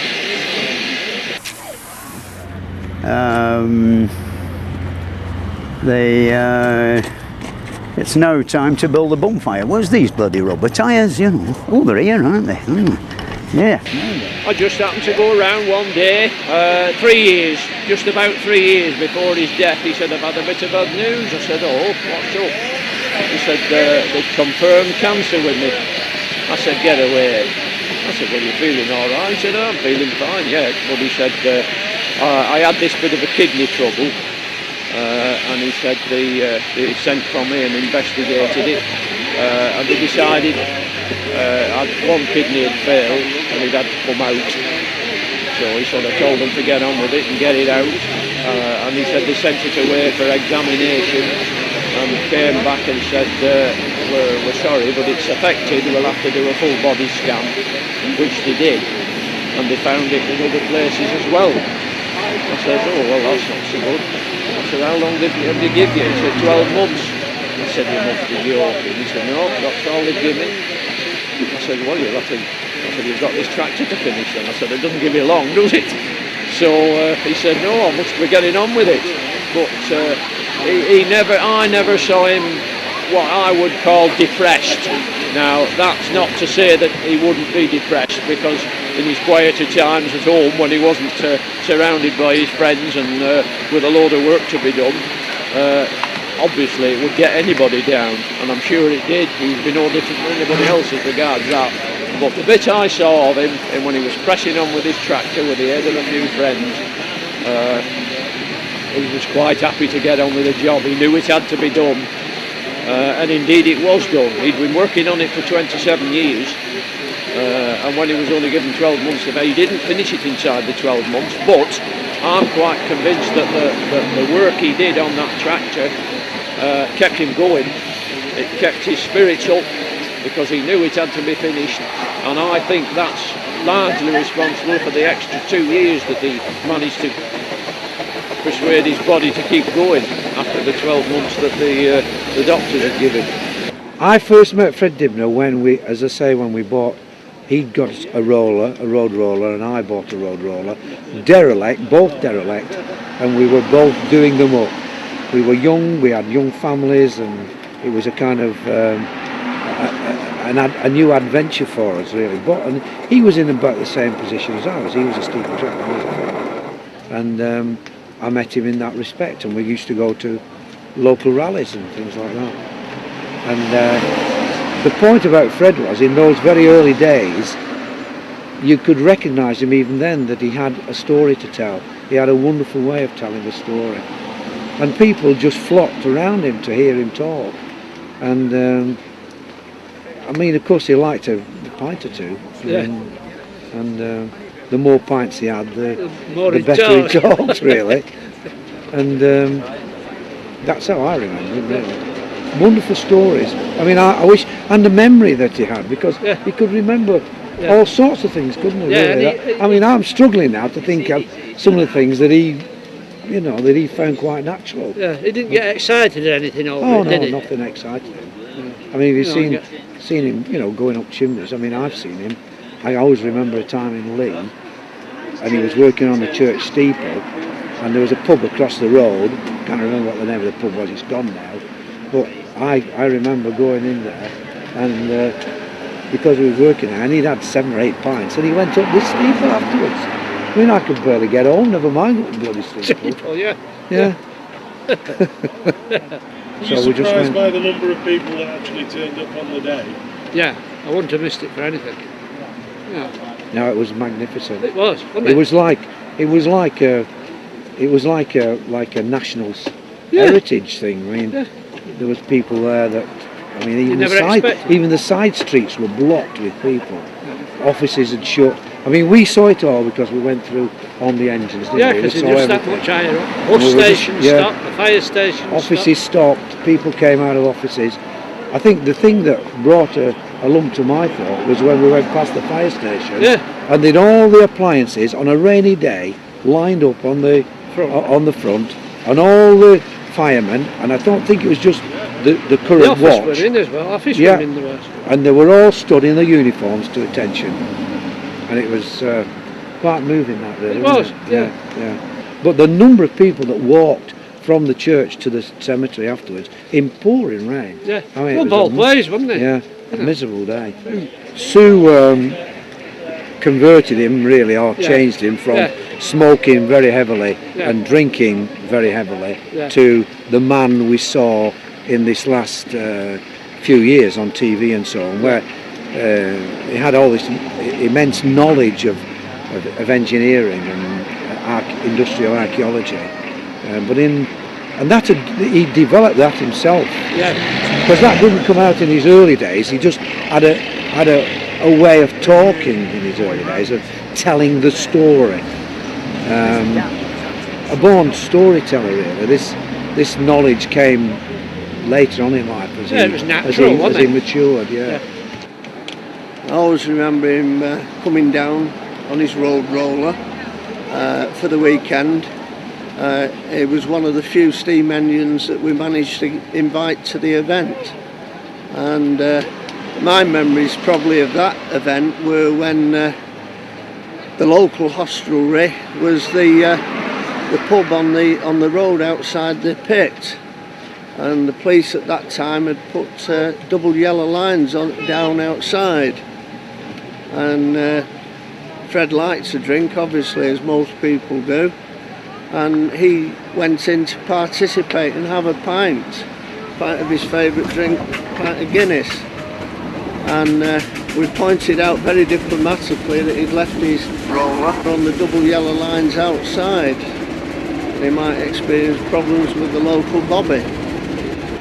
He didn't seem very worried about that, because his quip was to say, well, I'm sure the police will find it very difficult to move with the weight of the roller, so I think we can leave it there quite safely. There were so many people there waiting for the funeral to start. There was the police, and then the band, and everything had to be organised by Howes, the funeral directors, who made an excellent job of it.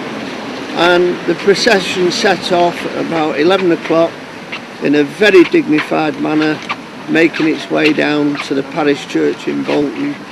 Both his sons were driving the two steam engines. One was driving Betsy, and one was driving the other new engine that he'd recently finished this last year.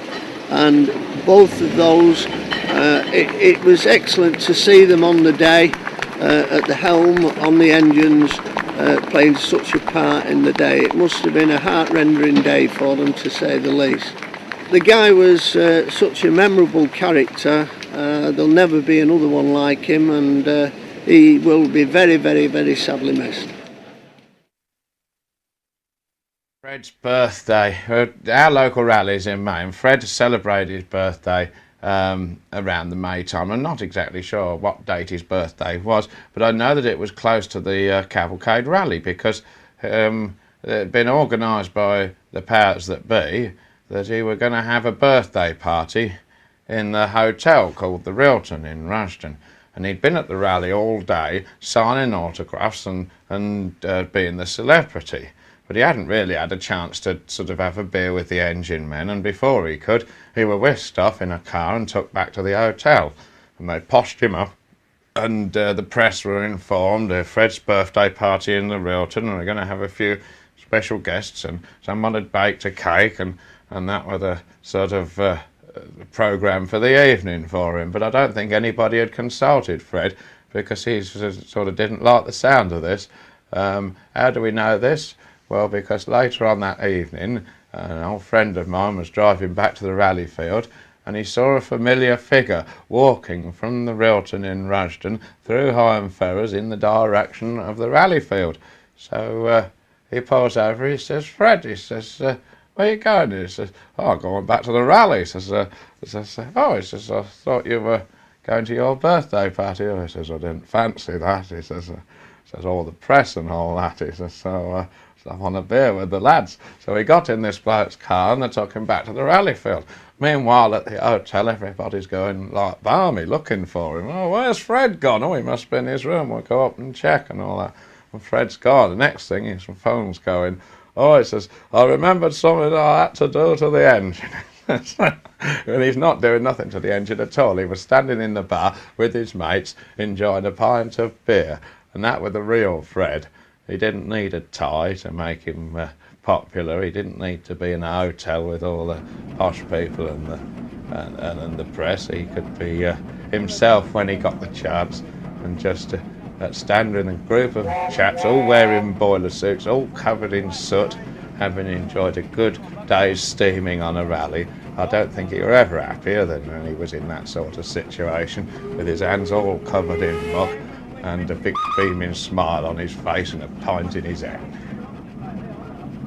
I think I shall remember Fred, as I think most of the engine men will remember Fred, as a true character with a love of steam, who not only spread the love of steam amongst those who were already converted, but who was able to bring it to the masses, to give an explanation to those who previously did not understand why we did it, as to what a hobby and a lifestyle of steam and traction engine rallies is all about. He was, I think, probably the one most important character as far as the steam rally movement went, presenting it to the wider world. Without the likes of Fred, I don't think the traction engines would be still very well known. I think when people said the word steam engine, they would still think only of railways. Fred opened up that world, and since then there's been several other programs with doing up old vehicles and traction engines and that, but I don't think it would have come to the attention of the people in the same way if Fred hadn't been there to introduce it to them. So yeah, I remember Fred not only as a great character, a good friend and a companion in the beer tent, but also as a man who put traction engine rallies on the map.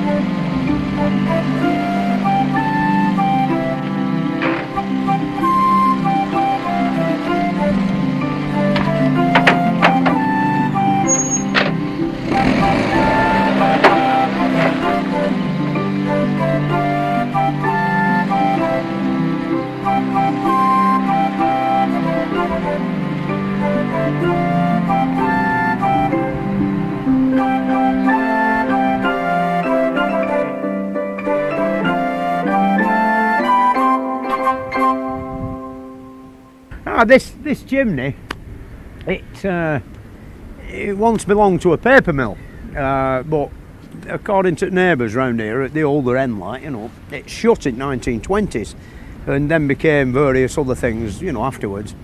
But I often wonder when I were a little lad why this chimney were always bright red and you know, never black like all the other ones round here. This is when this is gone, there's only one more left in this town. When it's gone, this. Yeah, it is a grand example of a sort of factory chimney, you know. It's built out of Accrington bricks and there's not a crack in it. Nothing wrong with it, you know. It's a pity you can't pick them up and take them around and sell them, you know. You know, one or two people who buy this, but alas, you can't move them around, you know. Once they're on the floor, they're a bit of a mess, aren't they? There's not a lot left of the works, is there, you know. They had one of them there fires and it's disappeared completely. So chimney were no good before. The only reason it stayed here was because it were in such an awkward place. Now is the opportunity to get rid of it, you know, and then they can have a fresh start on this very valuable site.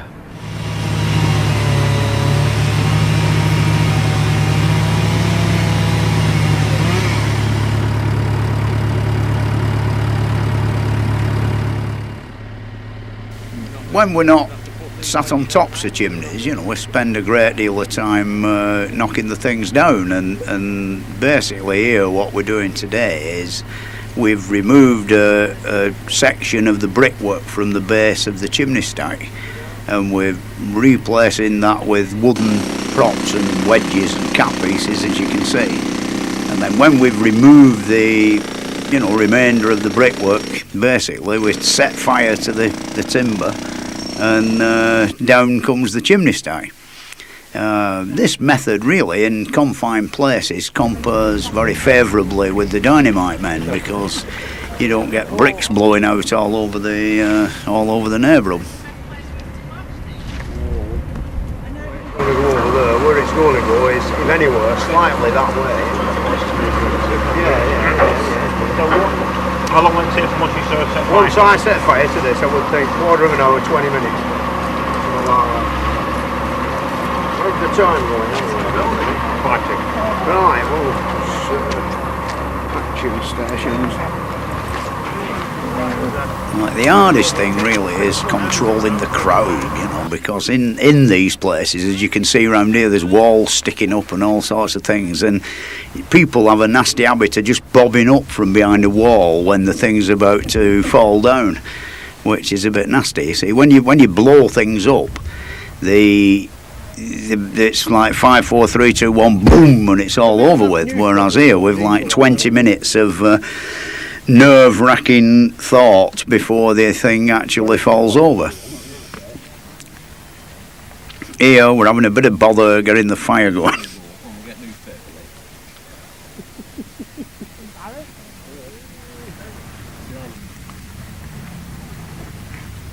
So you need a bit of a torch of this nature to, you know, get the wood and all the diesel oil and the rags going really good, because you've got to get it burning fairly uniformly across the front of the chimney stack.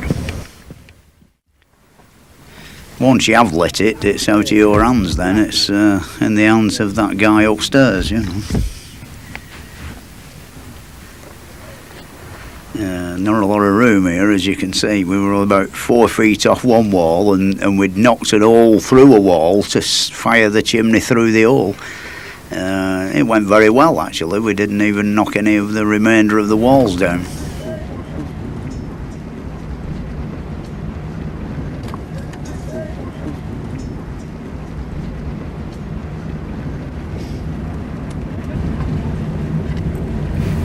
All the wood were wet, it were being particularly stubborn that day, you know. As a rule, it's generally blazing away by now.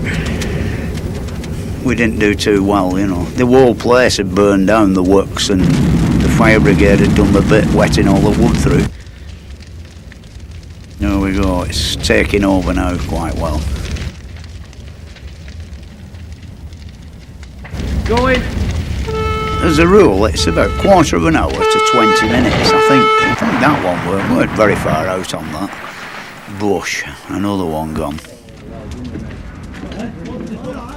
Well, indeed, I'm quite pleased, because where the flue hole were, where the smoke went in, you see, it were like sort of 2 foot of brickwork missing, which we could have done with. Yeah. And of course, we propped that up with a big bark of timber, and did you see how it twisted round when it went? You know. Oh yeah, so It actually rolled round on that piece of wood, you know, stood on a big pin, as you might say.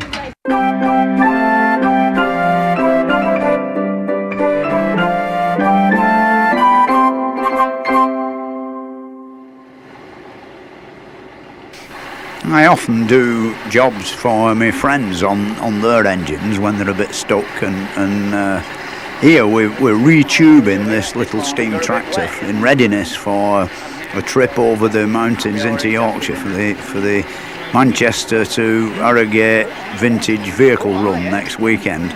And I think it's first time that a traction engine's ever done it. So I've got to get it right for next Friday. And here we are expanding the tubes, which the thing that we stick down the end is the piece of iron termed as the dolly.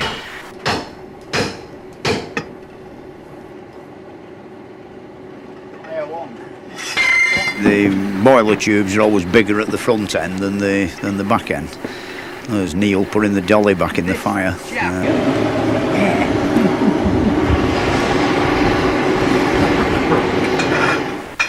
Now there's my mate Neil taking the burrs off the end of the tube so they go down the hole a lot easier. You know, it's amazing if you just have a little bit of a burr on the end and the tube's a good fit in the hole, it won't go in. So that takes care of that.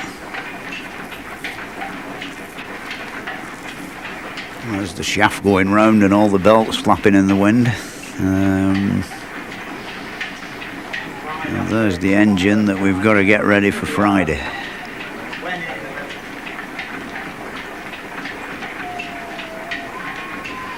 There are 32 inch and 3/4 outside diameter tubes to stick in it. I think here on the lathe we're actually making a new drift to knock the things in with, you know, because you down at the end with an hammer, it'll mess them up, you know, burr them over and make a bit of a mess of them.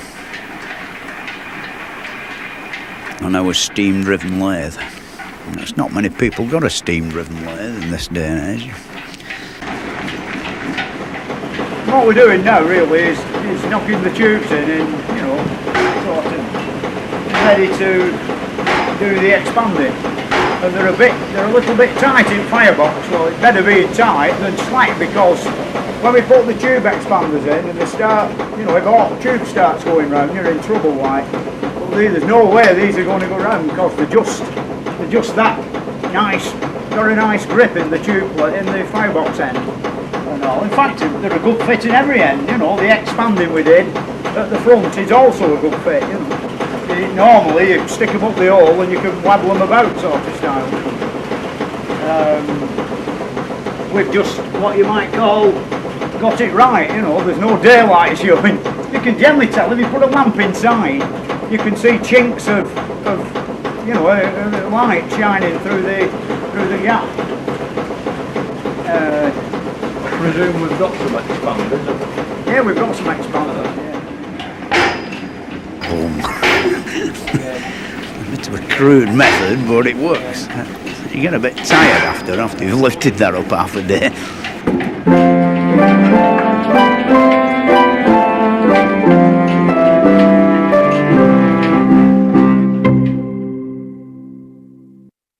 Today's the big day when we're going to take the engine back to its rightful owner, who lives about 6 or 7 miles down the road, you know. So we're now going to be shortly lighting the fire and going round with the oil can and getting it all ready for the journey. The first move is to drag it out the shed, so because we used to have a chimney on the roof, but it fell down, so we don't want to fill the shed up with smoke. So we'll drag it outside and light the fire.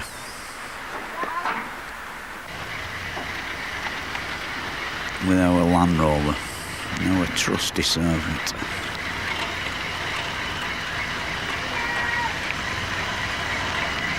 It's only a teeny engine, so the Land Rover will pull it quite easily, and it's a bit of a downhill out of the shed anyway, so it ain't too bad.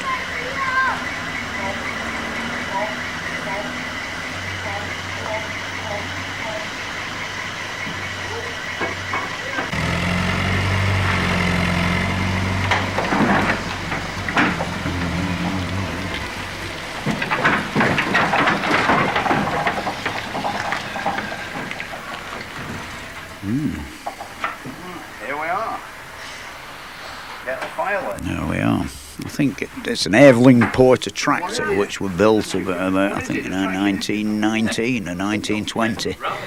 I remember the guy buying it, and I helped him to put a new firebox in it and a new front tube plate, and made a new tender, and he's done quite a lot of work on it. It's a very good engine now, it goes very fast.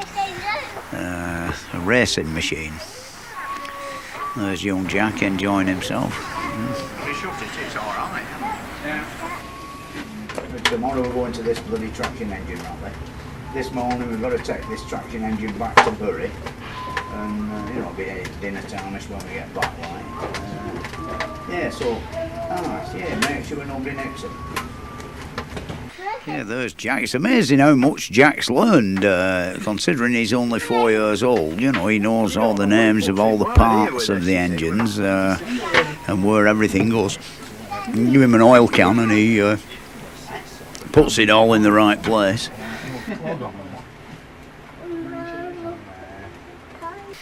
You can see why steam engines really went out of fashion. It takes about an hour to get one going, sort of style.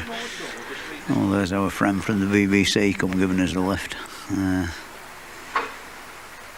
We have lots and lots of visitors from all walks of life, from the most humble to the very rich, you know, noble men as well.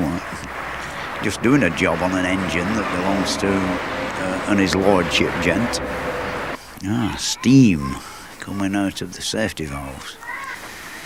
Ready, movement, we're off. We'll give it a trial run down the road first, I think, see how it performs.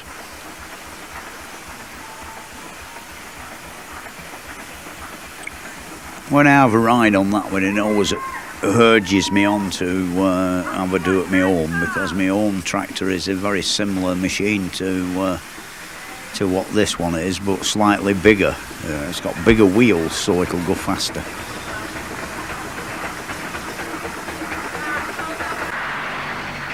There's one for sale in the World's Fair this week at £32,000. Just the same as what this is. Oh, very similar.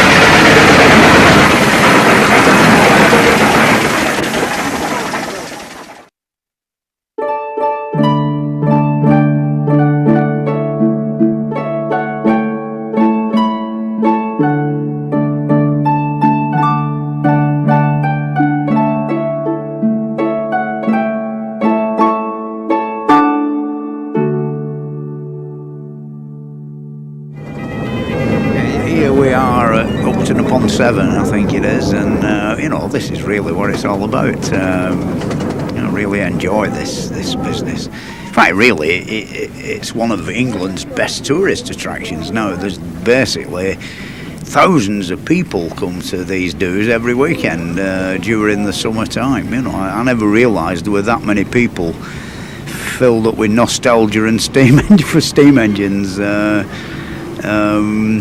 You know, over the last 20 years, it's really come on heavy, this stuff.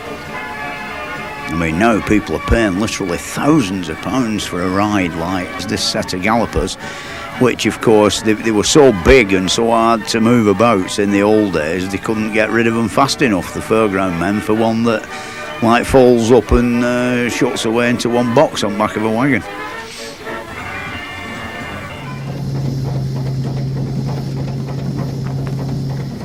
That creation there is what's termed as a portable engine, which of course is working a stone crusher, which is a machine for smashing rocks up into making it into ballast, which is dead handy, you know, especially if you have a big long drive and you can't afford the tarmac.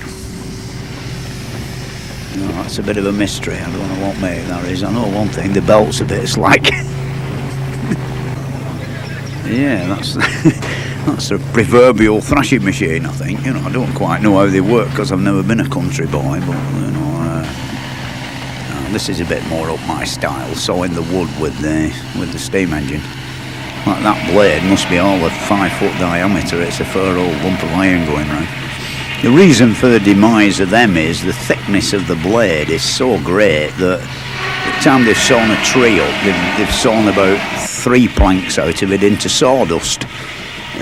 So they've all gone in favour of the bandsaw.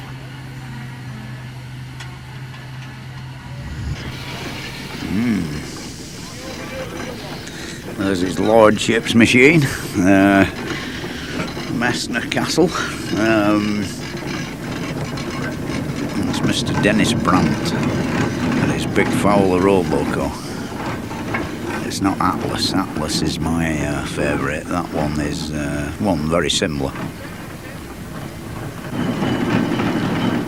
Well, it's got wooden rims on the wheels now. Cost him a lot of money, and he says he gets very upset when he sees all the wood on the tarmac because you've gone along the road wearing them away. One small Dibnah. I can't do that anymore. I'm too old. There he is. If I do, I suffer Something in the weeks of city, bad isn't Dennis? But be careful. Handsome piece of tattle, that. Yeah, there's the wood, you see what I mean, you know. Oh, bits of wood coming off.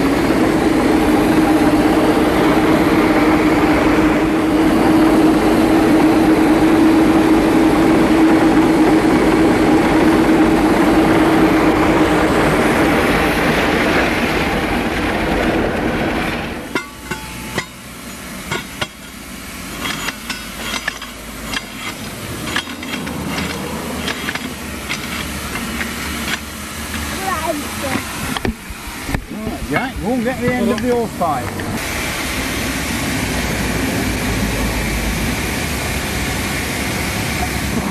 I look at it this way actually, you're doing the local water authority a service and the fire brigade as well, because imagine if your house were over there and sometimes these hydrants are full up to the top with muck, you know, and when we stop we've got to dig all the muck out before we can get some water out of it. And if your house were burning down day after, or the fire, you know, the fire brigade arrived and we hadn't stopped there before, there were precious minutes wasted when all your valuables were being melted down, you see. The thing is, I can't see why anybody should argue, you know, about us just pinching a few gallons of water. I mean, we're very good for the tourist trade as well. And also, sort of, you know, the lad who just gone by with his engine, he were in the middle of Lancaster one day and he snapped one open and the top come off. And it was belting up in the sky about 20 feet, you know, and so water everywhere. Sent him a bill for 20 quid, I think, or something. It wouldn't be so bad if it were an easier, and you have to have the strength of... It's never been old for a long time, has it? Yeah.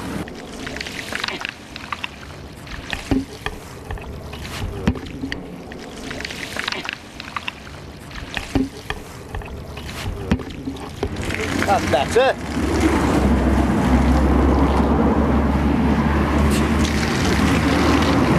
And you turned it off.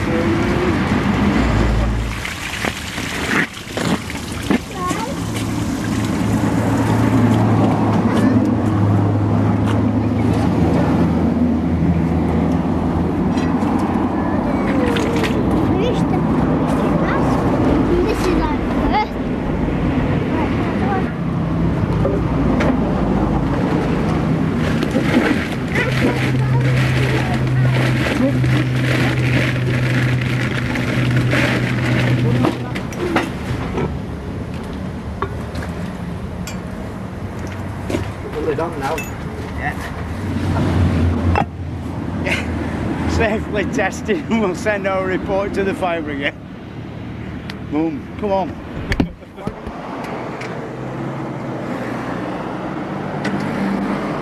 Take off.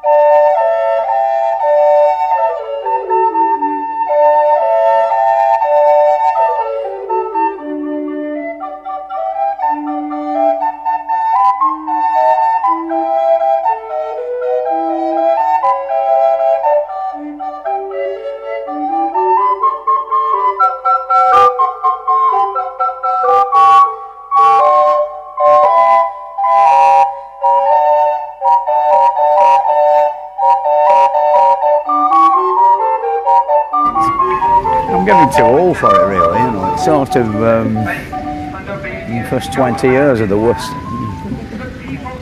Such dirty things and all, and spew muck everywhere. As soon as you finish cleaning it, it's as bad again after the first journey. So why do you do it then? Well, I like it. It's sort of a love-hate relationship. All those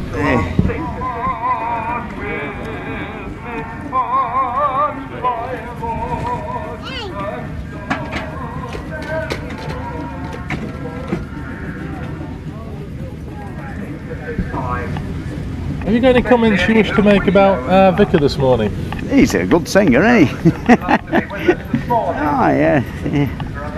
Yeah, he's quite a boy, eh? A bit of a wisecracker.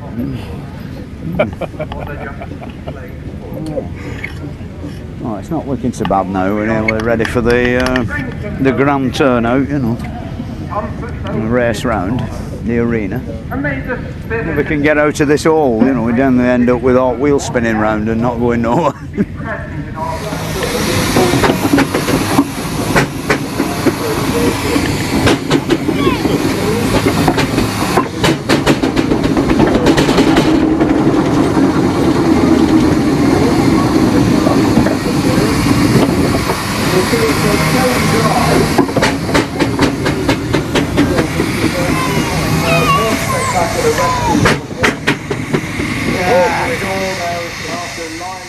This is Assel Park in Cheshire, near Jodrell Bank or Macclesfield or whatever you want to put it, which is a really nicest traction engine rally, one of the nicest in the north of England, which I've been going there for about 15 years. The only problem is it's a full day of a job from Bolton to Chelford. You know, it's a fair jag on a steamroller.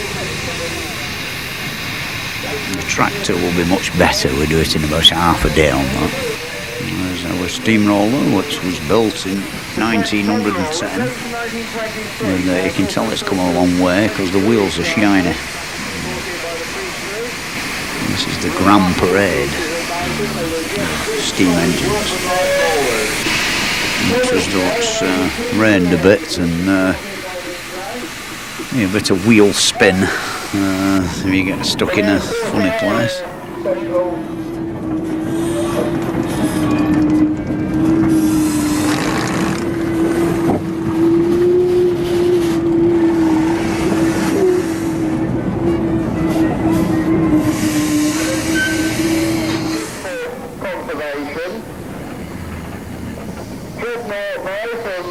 This engine is one of the biggest showman's engines that has survived. It's a McLaren made in Leeds called Goliath. I think it weighs about 25 tons. It started its life off pulling big guns in the 1914 war and then ended up bought by a man called Mr. Pat Collins in Midlands, who had a great fleet of traction engines. Ended its sort of showland days at Alton Towers in Staffordshire and purchased from there by Mr. Lithgow, who spent a lot of money and time on it, making it into what it is today, you know, a magnificent machine. This is an Aveling tractor which has just undergone severe boiler surgery. In fact, it's had a new firebox and I think half a new tender and a new front tube plate. Mind you, they've all done 70 years, you see, these things, and they get a bit worn out. Somebody has got to spend a lot of money to bring them back to runnable condition again, even before you start with the paintbrush. Really, for somebody who owns an engine, you know, the actual dues are pretty what the same wherever you go, you know. A lot of people load their engines up on low loaders and zoom along at 60 mile an hour and can't get there fast enough. But for me, I'm afraid I much prefer steaming the thing all the way along the road. It's that sort of unforeseen encounters and minor disasters and meeting different people along the road make the thing, you know, quite exciting. You know, we've ended up at weddings and all sorts of things going along. You know, like little Jack, he's magic. You know, you want to try and get him off the damn thing when you know he's screaming and shouting. He don't want the day to come to an end. Like the engine in the background with the great crane on it, that's ironically belongs to a man called Mr. Crane, who has the crane engine, and he lives in Wolverhampton. He's a nice sort of guy who he's got quite a few engines, you know. There's a little teeny one, you know, there's a lot of them. They're quite expensive to buy now. They change hands for fees like 15 and 20,000 pounds, you know, depending on the quality of the model maker. There's a very beautiful model. Really, it's harder to play about with a thing like that, actually make one like that, than it is mess with the real thing, you know, other than the fact that everything's nice and light but 3 times as fiddly to make one. That's Steam's answer to the diesel road roller, a Wallace and Stevens Advance road roller, which has no flywheel, so you could put it in reverse quick. It didn't sink in the tarmac like a 3-point standard roller with a flywheel. By the time you've stopped the flywheel going round, the thing has actually sunk down into the tarmac, and so it put paid to 3-point steam-driven road rollers, and the Wallace were the last attempt to overcome this. But alas, the diesel engine won. There's our friendly policeman on his bike.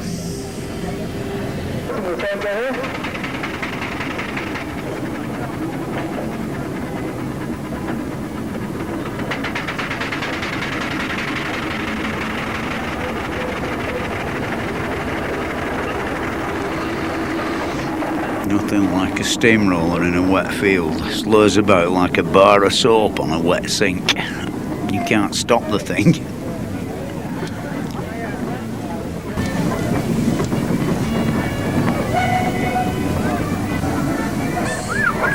That is an Aveling steam tractor going very fast.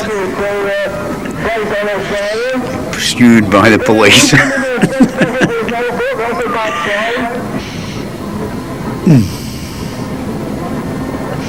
It's quite funny, this. He's been on the beer again.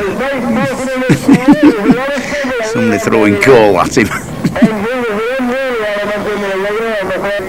Some people actually think this is real, you know. Lost his bike now. Yeah, some handcuffs and all, you know. They don't half hurt. They're a bit on the small side, you know, and he puts them on and pinches hot whiskers on your nose. This guy is actually still a policeman, I believe, and you know, it's nice to see like this sort of public relations exercise.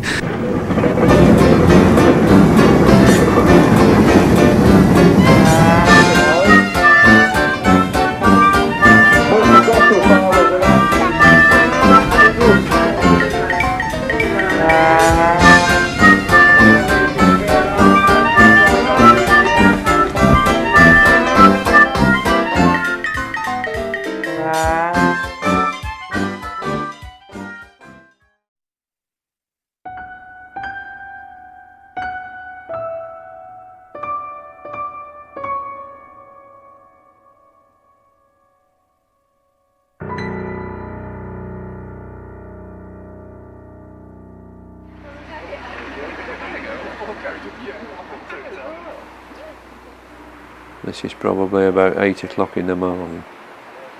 Everybody making their engines look as tidy as they can for the special occasion.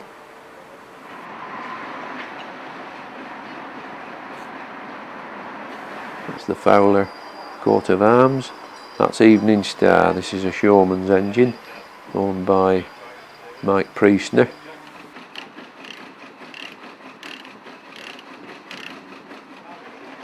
It's a Burrell single crank compound.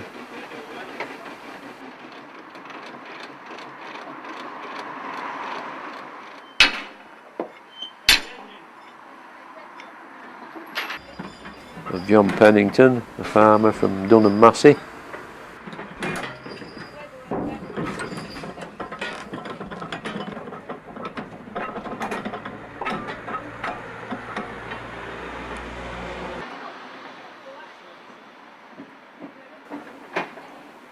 It's a very sad occasion, this, of course, and everybody's, well, the ones that were within reach of bringing their engine have very kindly made the effort.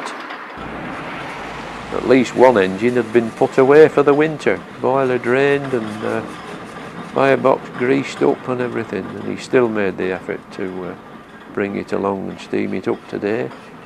Much appreciated, of course.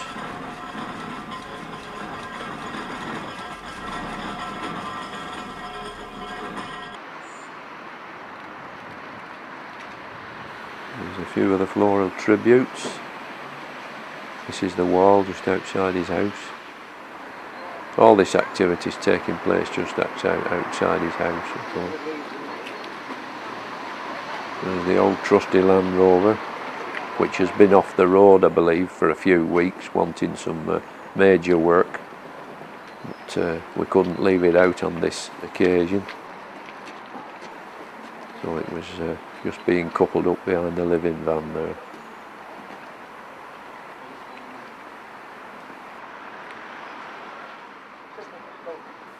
That was my transport to and from home during the 5 happy years I spent with Fred. He'd no use for it of an evening. He said you might as well take it. And it was parked outside our house for most of the time during the 5 years.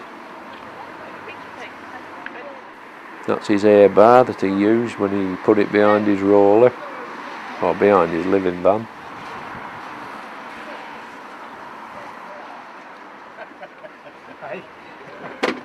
More polishing.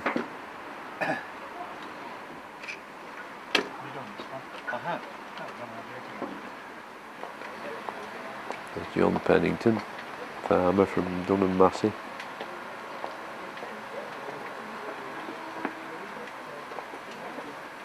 Oh, making a little bit of a special effort.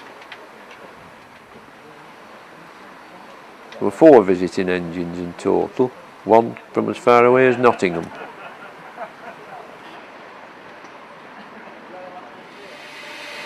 That's this one, so be it. Jeff Lamb from Nottingham. Engine owner for many years and met up with Fred at rallies from time to time. They've all come on low loaders, of course. The shed's not on fire there, it's just steaming up the roller. The tractor is in one side of the shed and the roller is where it's always been. The roller has a ventilator above it so that most of the smoke from the chimney can get straight out through the roof, but that doesn't occur in the case of the tractor. That's why the tractor's filling the shed with smoke. You can see the line shaft in there.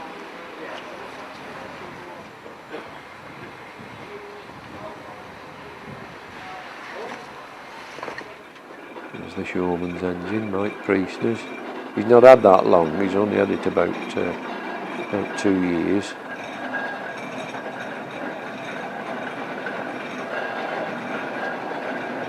Showman's engines welcome a run on the road now and again, of course, because they, being such big machines, they're nearly always moved from rally to rally on a low loader.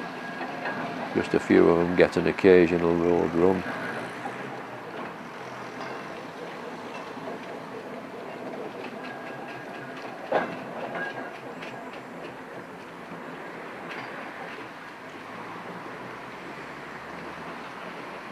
Starting to get very busy on Radcliffe Road there. I don't usually park cars, but I think they've been kept away on this particular day. The police were informed, of course, that all this activity would be going on, so they've kept the road entirely free for us, as the low loaders are parked up further down.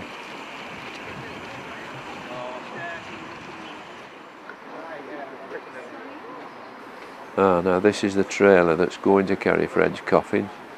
It's been brought up from Worthing behind the Land Rover by Michael Webber, a young chap who used to see a great deal of Fred when he lived in Bolton, but he moved down south and now runs his own little engineering firm.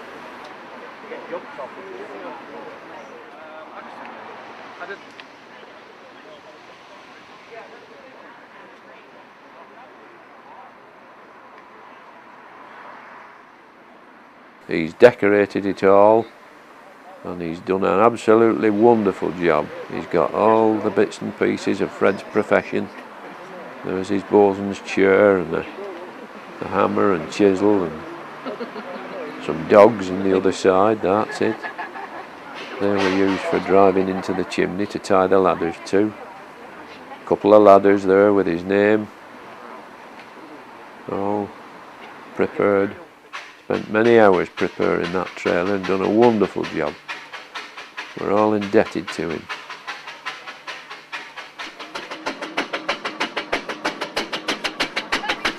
And there's Betsy, finally in steam, being driven out carefully up about a 1 in 8 slope from his back garden. It's at low level, out through the gate onto the road.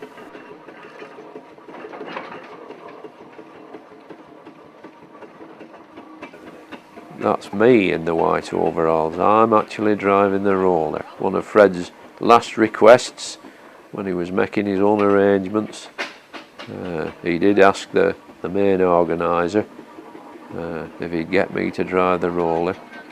Because believe it or not, over the years, very, very few people were ever privileged to drive his roller.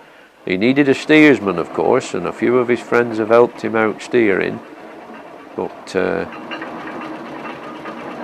he knew I was a regular traction engine driver, of course, so he paid me the honour of asking would I drive Betsy on his final journey, which obviously I was very, very delighted to be asked. And, couldn't refuse, obviously.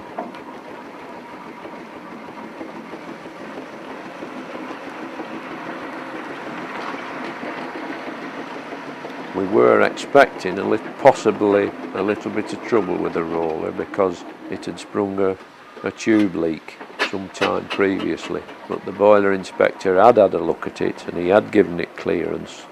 He said it'll be all right, and in fact it was. It didn't let us down. The living van will be going behind the roller with his name on, of course.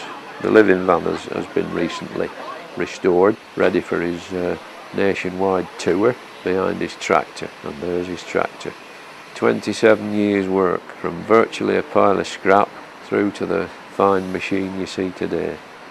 There's one of Fred's mining friends, probably a retired miner. I can't put a name to him, but I have a feeling that he's one of the chaps that may well have helped him out during the digging of his coal mine in his back garden. Controversial coal mine,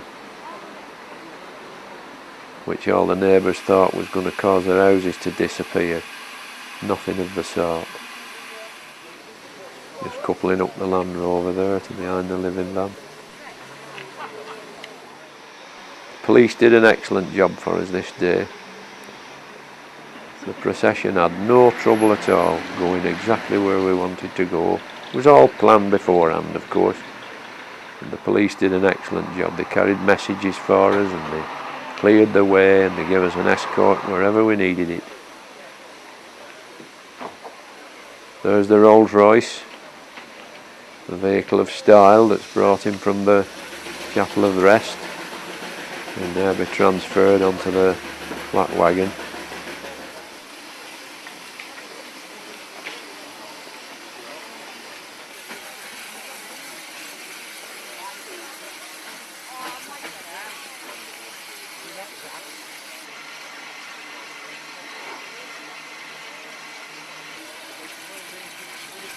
That's another of his mining friends, ex-miner, runs a club at West Horton now, the Miners' Club.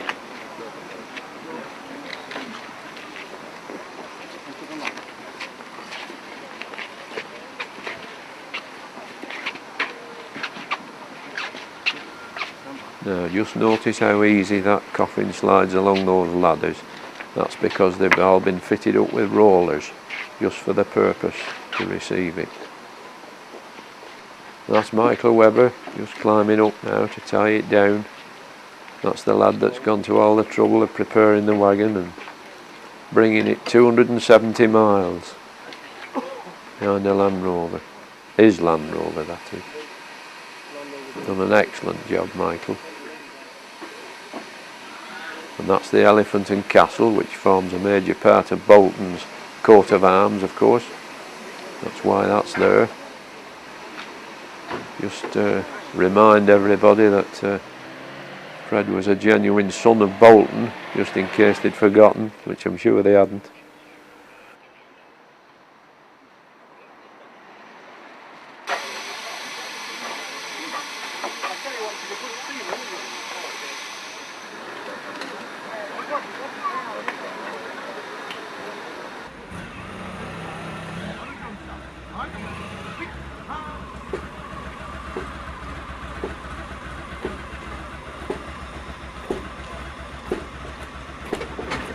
This is the band, a local TA band of the Royal Artillery, who volunteered for the occasion. They led the procession. Time's getting short now, so getting close to the time to move off.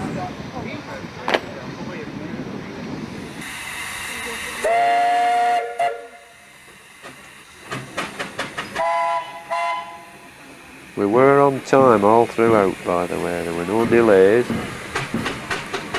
There's Betsy, a good head of steam. Steering on this occasion is Roger Murray, one of the main organisers of all this. He's done a lot of work. Friend of Fred's of many, many years. Steam engine man. Doesn't own one at present, but has done in the past. And they've always kept in touch with one another, and he readily stepped in and undertook a lot of this organisation. Done an excellent job.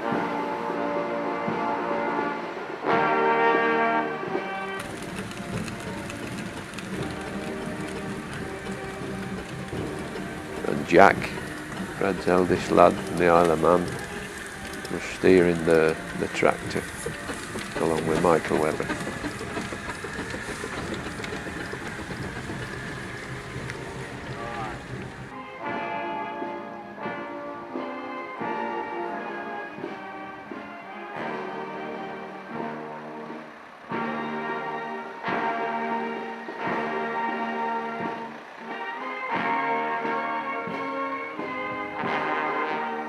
I visited Fred on 2 or 3 occasions during his last few weeks at the hospital and at the hospice, where incidentally they looked after him very, very well.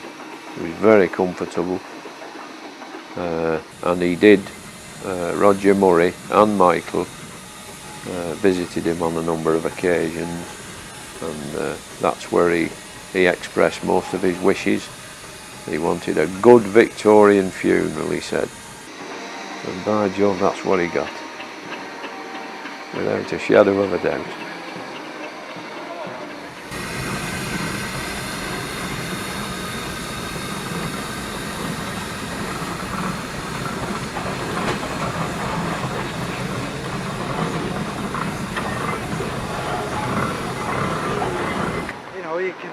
The weather wasn't too brilliant.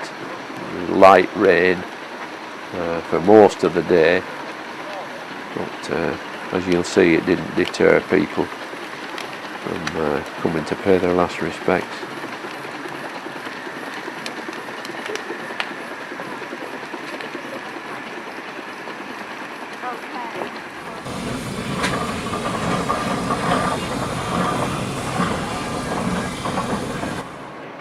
We were expecting a lot of people to turn out, but when we saw the weather, we thought that might have reduced the numbers slightly, but it certainly didn't.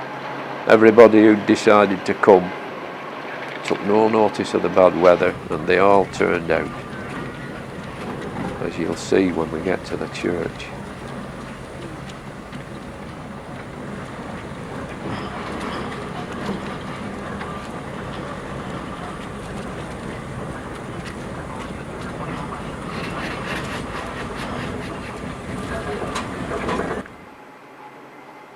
They're all moving off now. The order of the procession was that the band, followed by the roller towing the living van and Land Rover, followed by his tractor,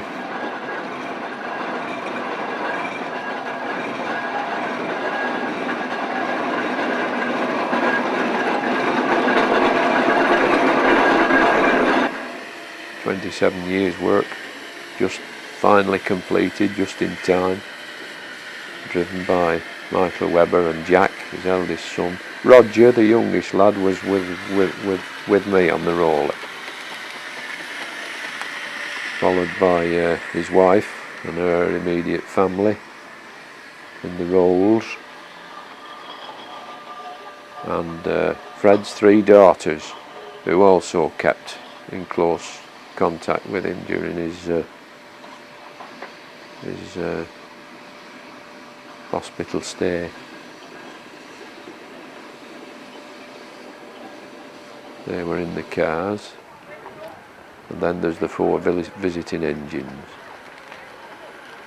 It was a sad day for us all, of course, but I'm sure Jack would have felt it more than most, but very, very luckily driving the engine and looking after the engine and preparing the engine, of course, at least it took his mind off things for a while.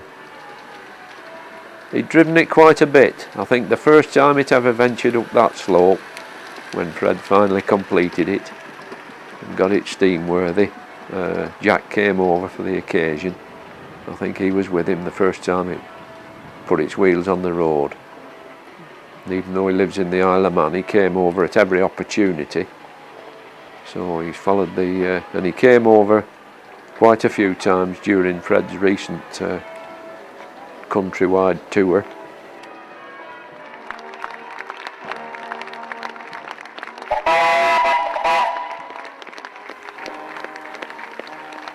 Now this is just outside the church, and just look at the crowds there. Now I don't know whether you've ever been to a funeral where the crowds appreciate the preparation by applauding, but that's what happened there.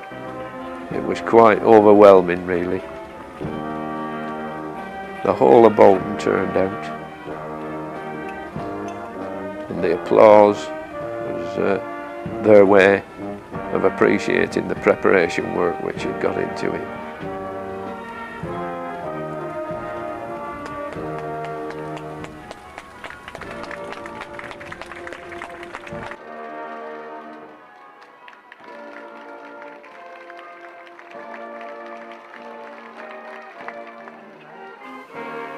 The church, I believe, holds about 550,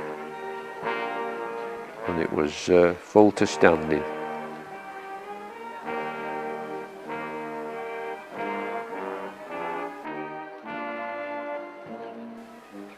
One of the undertaker's jobs had to make sure that the church was occupied by people with a perfectly legitimate reason to be there, and the rest were quite happy to stand in the rain outside. I wouldn't mind betting that this is the biggest funeral that undertaker's ever done, and ever likely to do.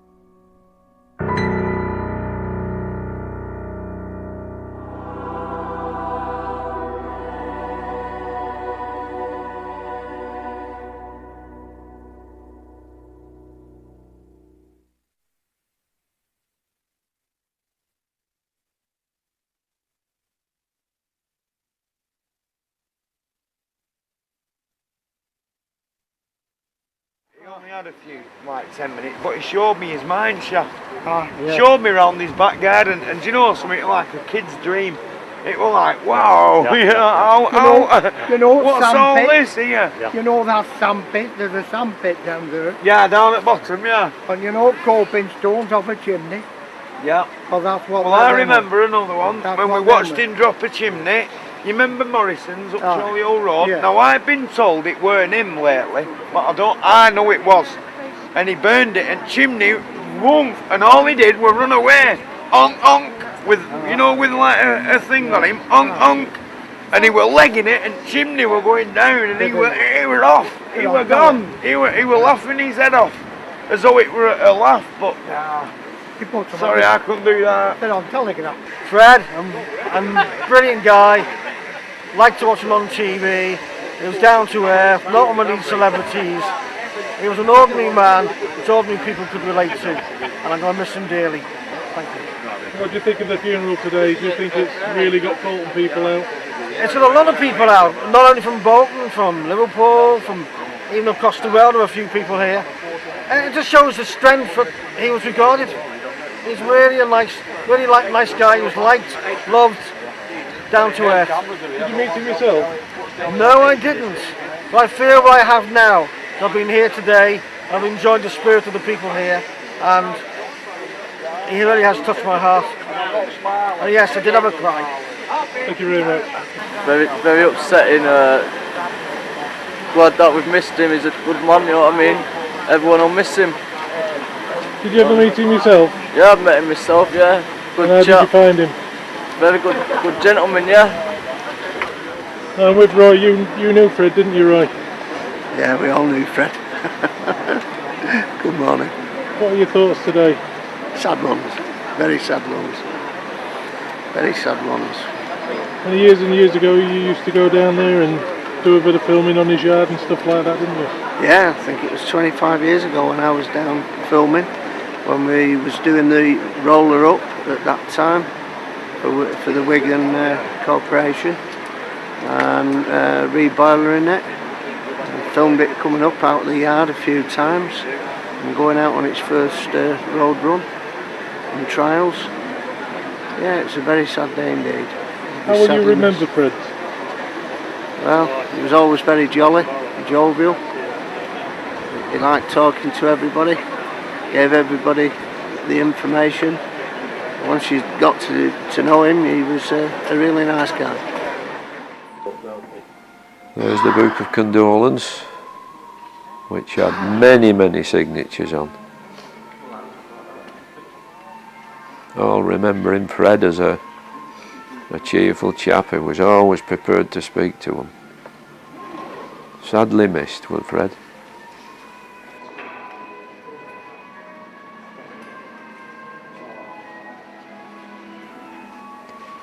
There's Barry Newworth, one of the chaps who gave him one of his very early steeplejacking jobs.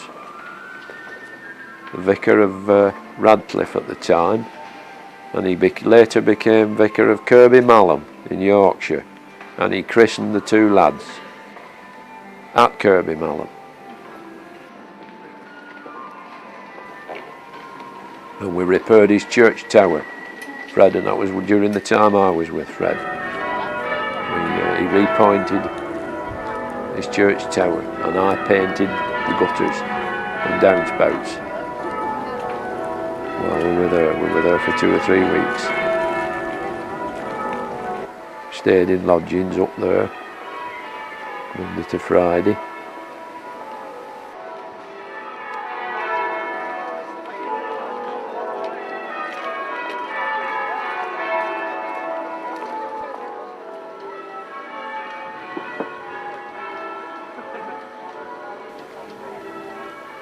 And there's poor Jack, feeling it just a bit more than most, I'm sure. Shared a lot of common interest with his dad. He's gone in for engineering, so he's got to have inherited a lot of his dad's interests. He's now with the Isle of Man Railways, steam railways, of course. This really is the day that brought Bolton to a complete standstill. There was no work done in Bolton between 12 o'clock and 2 o'clock that day. They all turned out, stood everywhere they could. Just looking up Churchgate towards the church from Bradshaw Gate.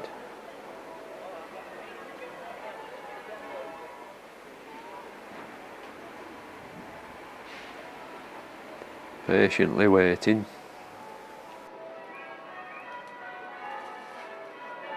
There we are, a cloud of steam in the background indicating that we've finally set off.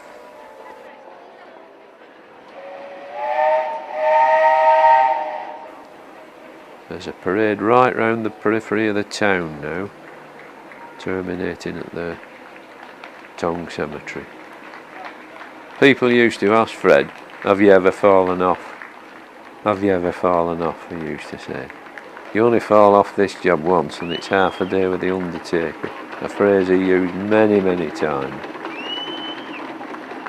It's a great pity that there was no camera up by the fire station, because the route took us past the fire station and all the duty firemen lined up and stood to attention in a long line right across the front of the fire station, with the 4 fire engines deliberately brought out with all the lights on, and saluted us as we went past.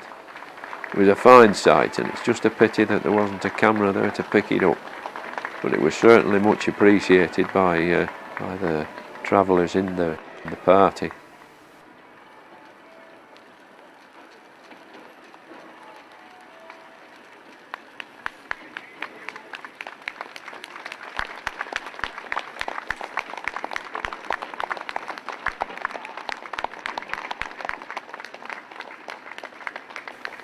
Traffic lights were ignored, of course. We had a policeman in front of us, and he warned everybody at the junction that we were on our way, and they all just stopped. There were no problems with the traffic.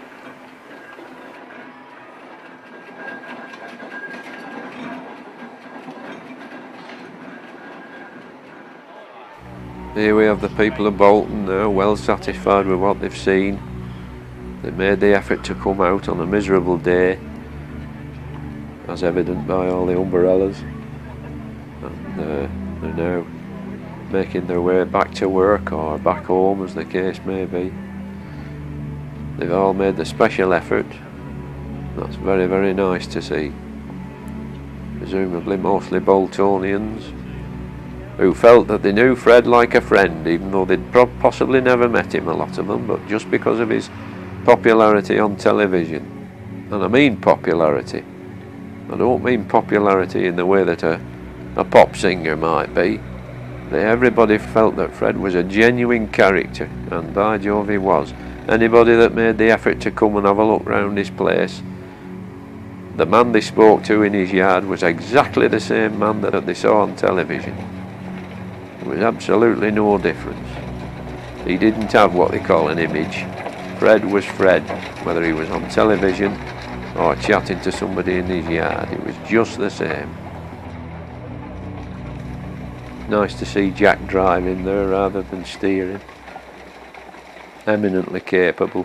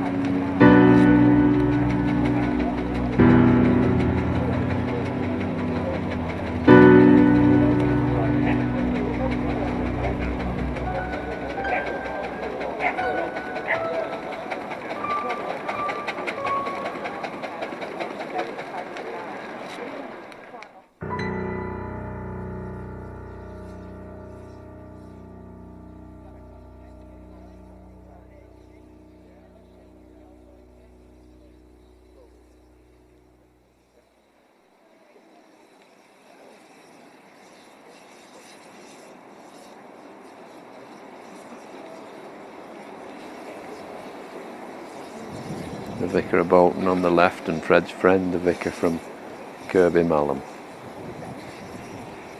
And here we have Fred approaching his final resting place to be saluted in the way that he would have wished, which is not unique for a steam man, but at least it's extremely appropriate. A long blast on the whistles of the attending engines.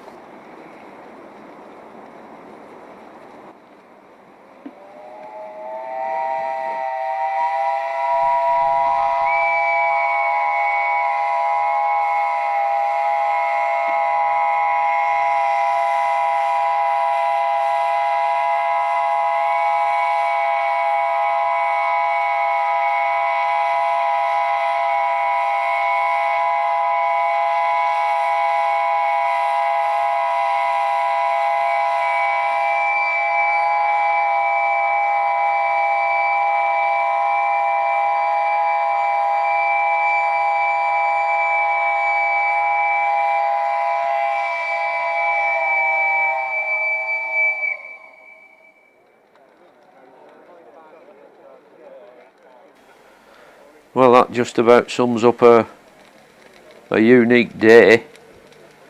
A good friend of mine, Fred. As I say, I met him first about 1965, 66, and enjoyed 5 happy years working with him from 89 to 94. And he'll be missed by everybody in Bolton, and far more besides. He came over on the television as though everybody felt they knew him, and he'd a great following, and he will certainly be sadly missed by me and many, many others.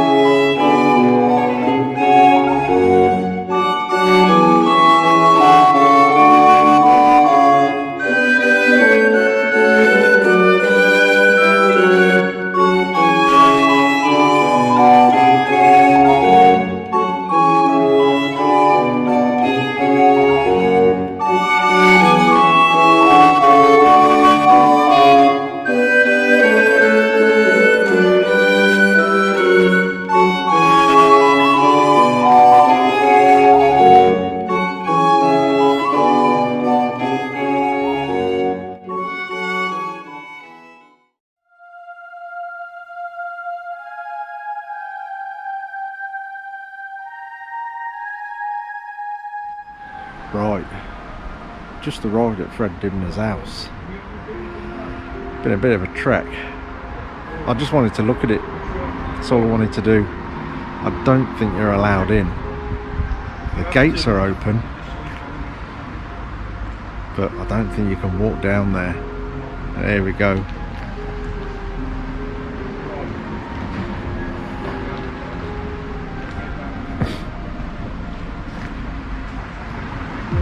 Just beyond that tree is the chimney he built.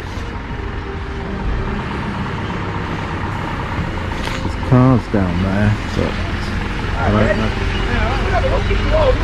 Hey? So the guy who owns the place has just let us in. We're standing outside and he pulled up in a tow truck. So we can just take a look round. There we go.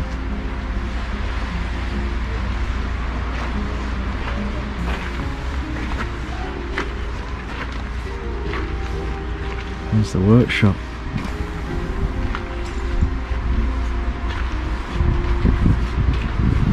The rollers would have been.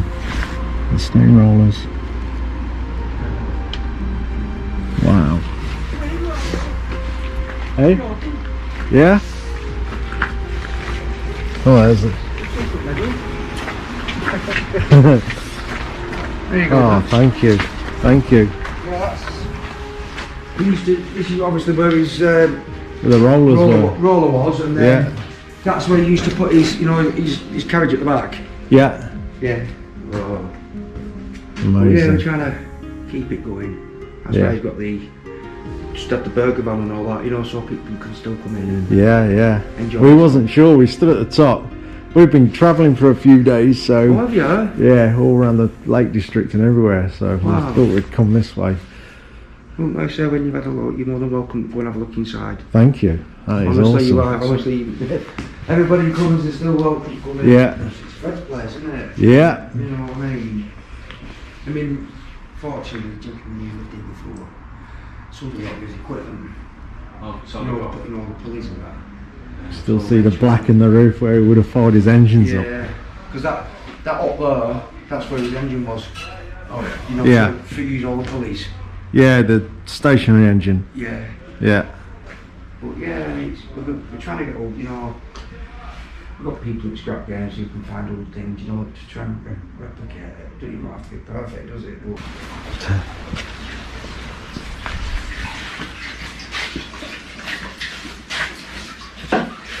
so how long have you guys been here? What?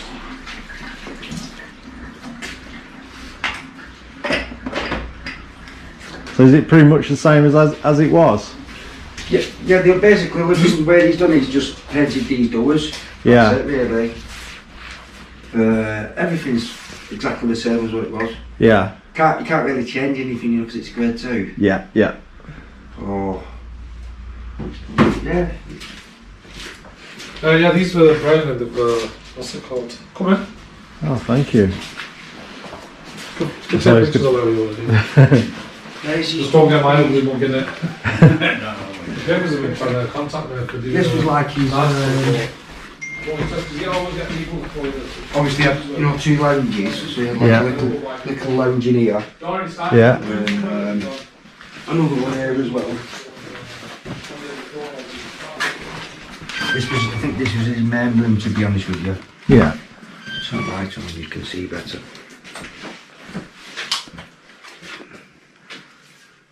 But yeah, here is that's where the path is. Is it? Yeah, so like underground. Oh right. So the path is literally above this. Yeah. Oh wow. I didn't know that. Yeah, it's mad. It's just, like I said, he's done it all himself. Yeah. Got to keep his memory going. These are the only things that he's got left. Wow. That was the mine shaft. Yeah. Is that actually his drawing or just a copy of it? Yeah. Is it? He's got it there when he did the dirt and that. Wow.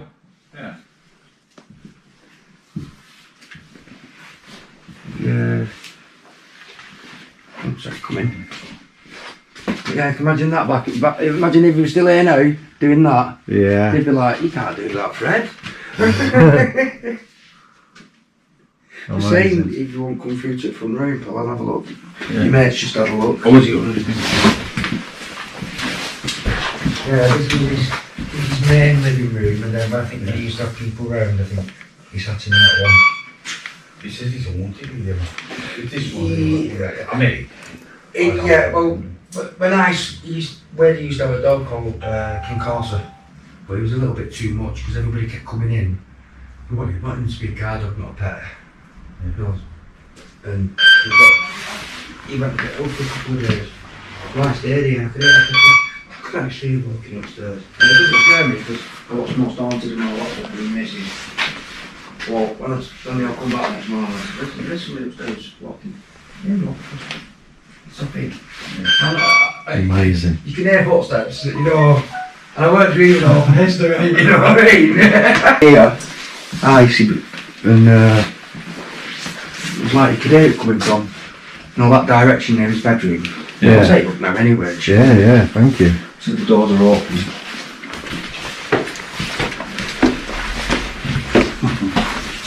Oh, these are steep, aren't they? that wasn't it? Hey.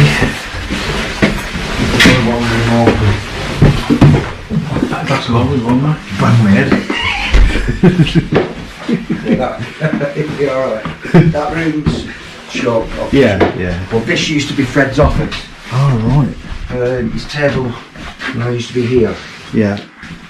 But this is like a massage room, you know, for people. And but yeah, wardrobe in here.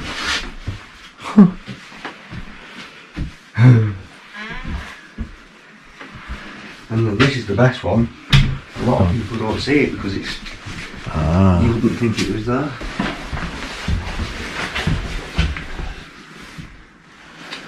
What's that then? Just stand there, isn't it? Oh wow, that's going to come down. Oh, wow. It's like a pre-stall. Cool, man.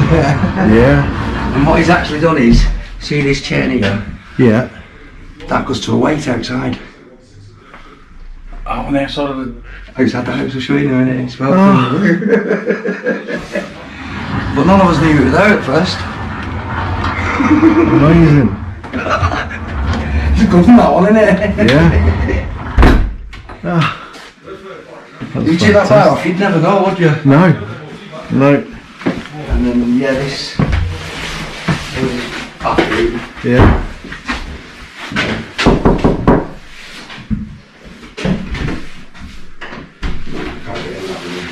That used to be his bedroom.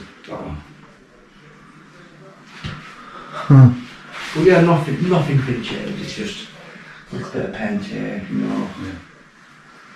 And you get some, hopefully, when you get some plastic in over these windows, as you can see, because it's still single glazed. Yeah. So, yeah.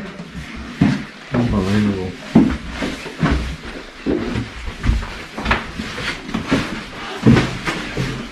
Mind your head. This boom here got my ridiculously low duck.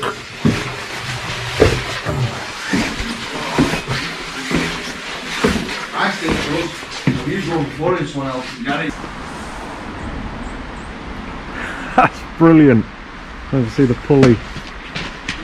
So that door we've just opened above the stairs, there's a pulley at the top of this tube here and the weight is in there.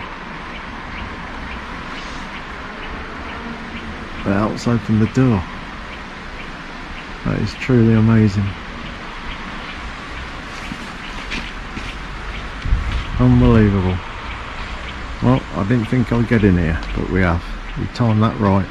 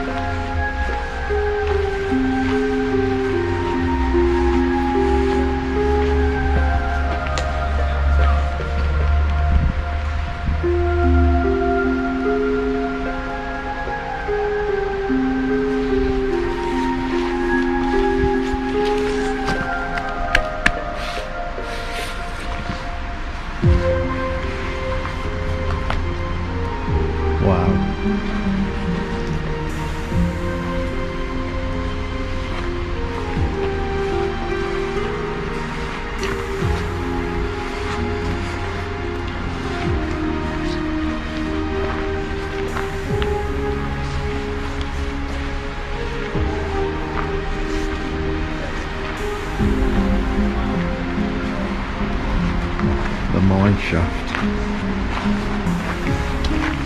I think he got into a bit of trouble with this, with planning. What a beautiful job.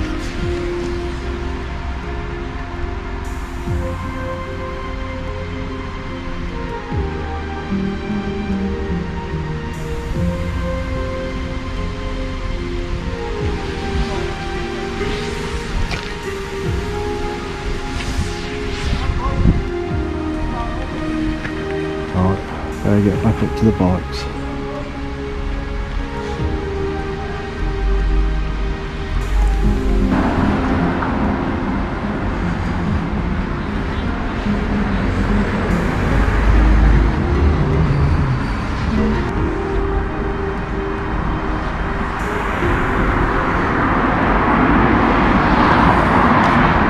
So the bit we've been in is below this path. Apparently the house goes underground.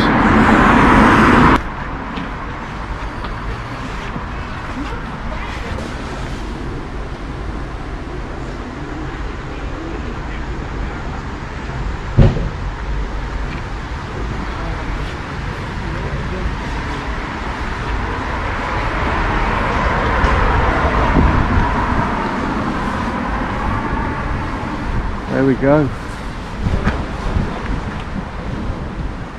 The man's final resting place.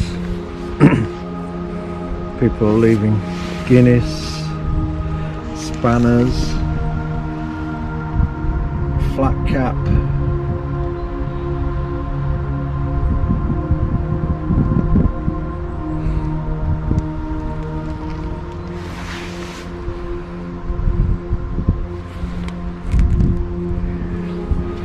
It's in a bit of a sorry state, to be honest with you.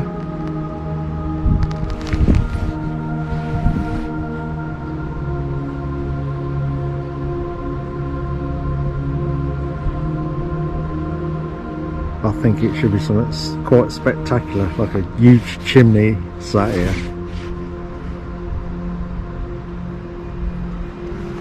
And properly marked out. There you go. Quite sad for such an amazing man. Well, amazing in my opinion. We're very lucky to be at the gates of his house. I'll still call it his house. For the new owner to turn up. And was very, very happy to let us in. Into the house as well. Mixed views on it. I know apparently he's only just owned it. He's only owned it for a couple of months and intends to sort it out. Amazing to get round there, it really was, and see down the mine shaft, see the chimney, go in the house. But he'd be rolling in that grave if he's seen it now. Apparently the owner before literally stripped it of everything and sold it all on. You know, the stuff that the family didn't have. I don't know all the ins and outs of it. I'm just going by what these guys said that let us into the house. So in a way we timed it right, that we was there when they turned up and let us in, and was more than happy for us to go in and have a look round, which is fantastic. If they ever get to see this video, thank you very much guys, we have thanked them. It's amazing but sad, really sad to see it like that. You know, we've all seen it on the TV, the hive of activity that was there and all this amazing engineering. It's just a shame to see it all gone and some bits in disrepair. But I hope the guys said they were going to sort it out, and I hope they do. I really do, because it's certainly worthy of that. Wished I could buy it. I'd have something up and running in there. Anyway, we're going to change, get warmed up. Still got a bit of a trek home from here. We're going to park up here, which is going towards Birmingham, and I'm going back Incley way. So it's getting a bit chilly now, so we're going to wrap up and get going.